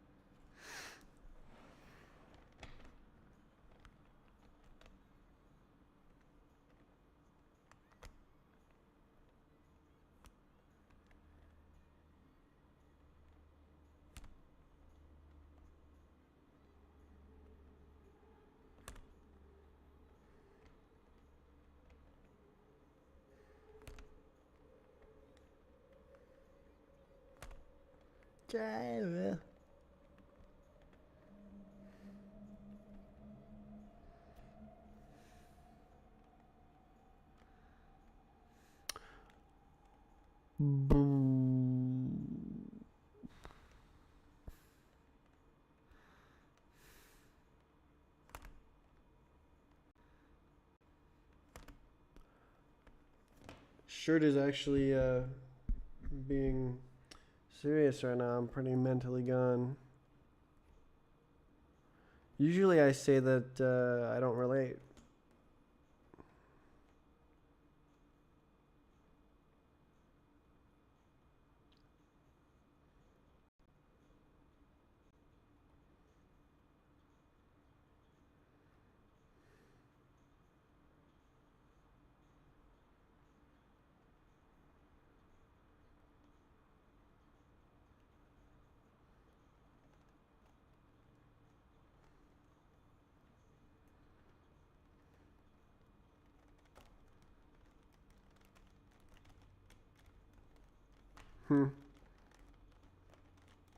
Looks like a dude running.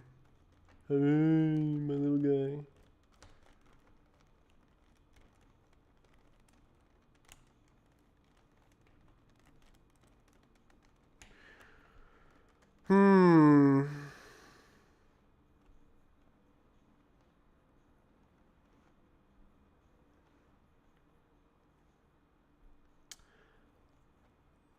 In theory, this code works.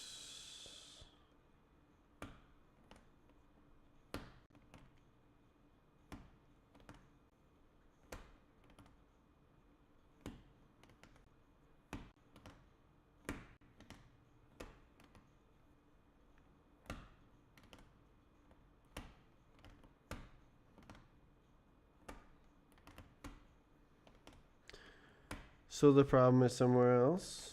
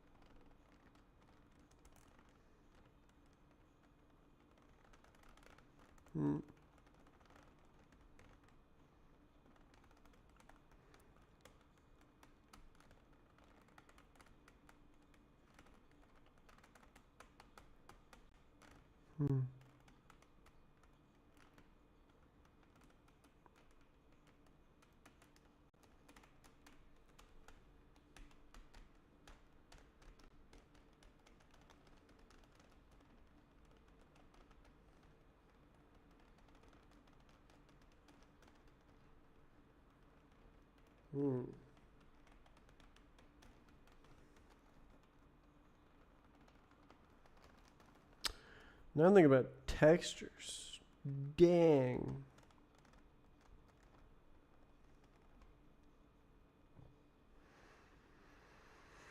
Hmm.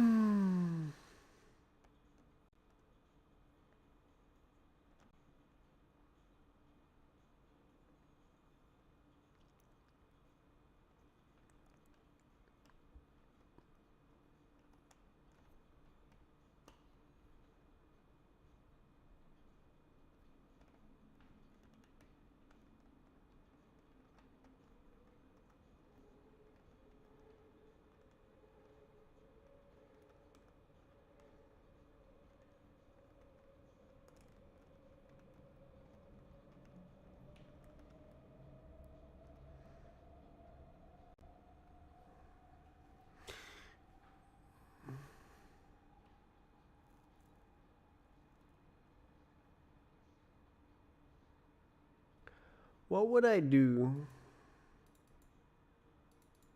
next to try to fix everything?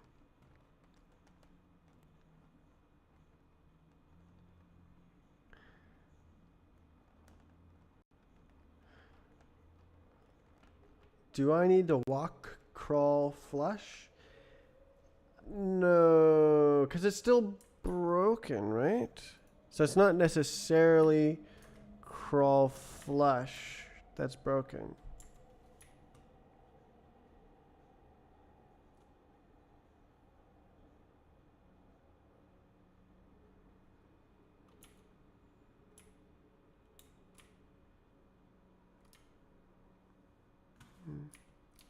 Hmm?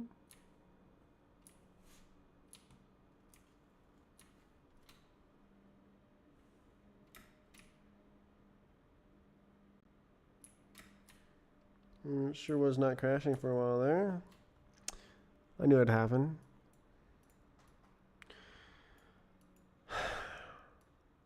Okay, so something else is wrong somewhere else. And I've got no progress towards finding what or where. I thought I had a thing that was wrong, and I thought I was going to fix everything. This isn't even, is this an edge? No, we're on vert loops. I've seen only vert loops, vert and edge loops here. Vert edge. Interesting. Is this giving a really small number like the other one?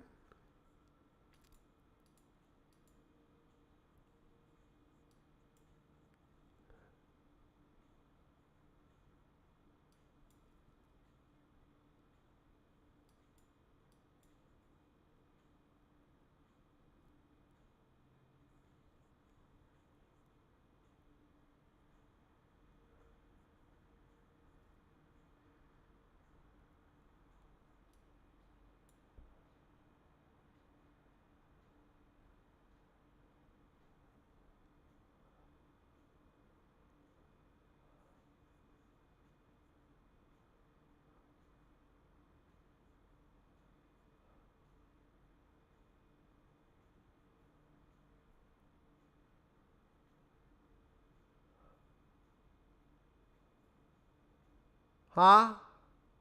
Why does it go here?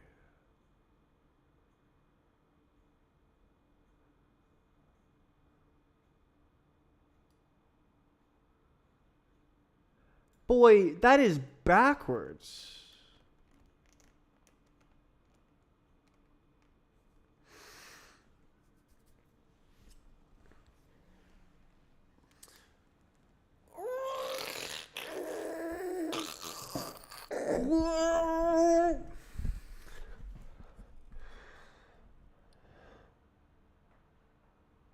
What do you mean, true?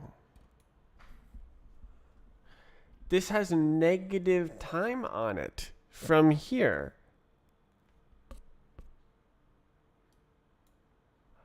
Vert edge, true. Vert edge, true.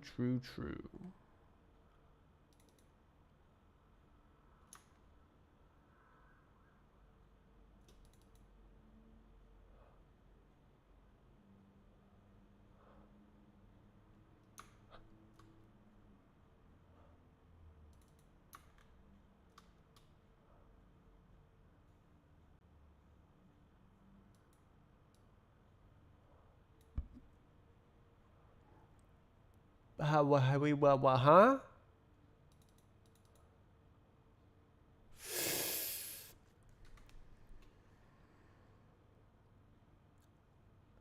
This is the same timestamp. How it says it's in the past. It shouldn't be even considering this.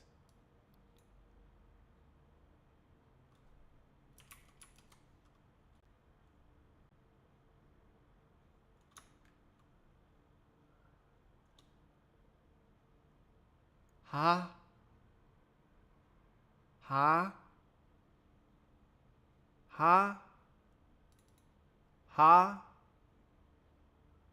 Ha? Ha? Ha? Am I just misreading it? True, true, true.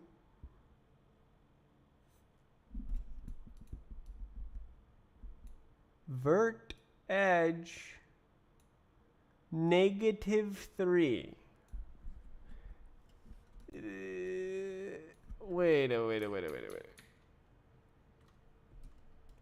Oh, it's with respect to the body time? Oh.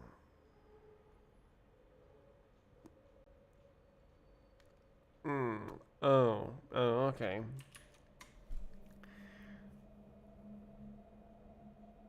Okay, so this is in some fantasy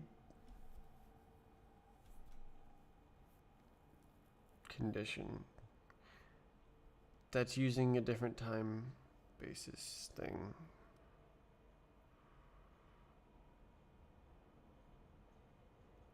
Okay, so it's just looping back and forth between. Okay, so it's a standard infinite loop. You're done. I'm pretty done. Oh, this is debug. That's right. I can't do that. I could. Yeah.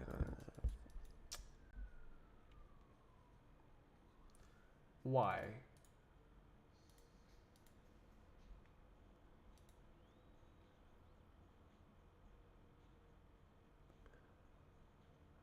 I'm beat. I got beat up by the fact that this didn't change anything. I was so ready for it to just fix the game, and then I'm done today.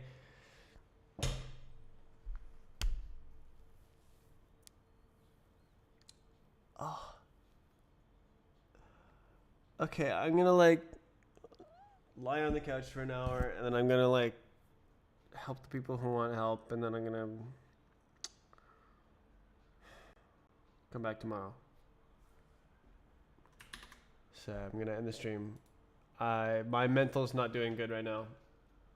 I'm gonna heal. I will be back tomorrow, and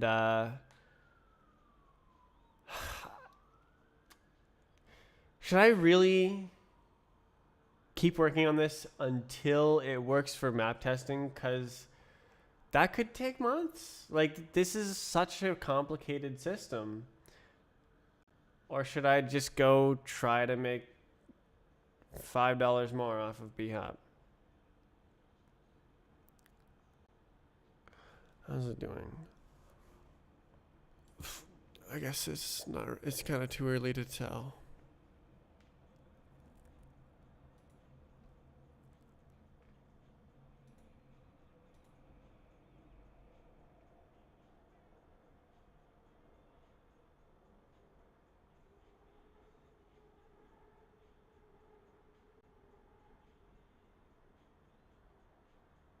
I mean, it is higher.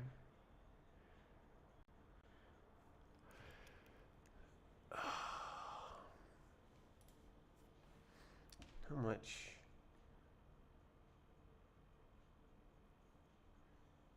It's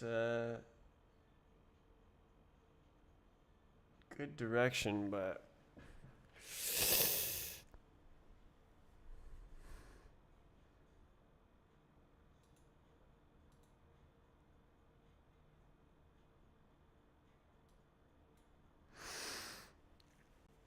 Okay, yeah. I'll be back tomorrow, and I'll work again. I really don't want to stop working on this. This is such. This is just exactly where I want to be, working on this stuff. But I have other responsibilities such as Roblox, B-Hop. So I'll consider just quitting this for till after Christmas or something.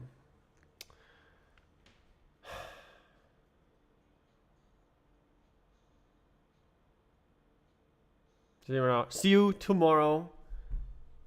Goodbye. Please buttons.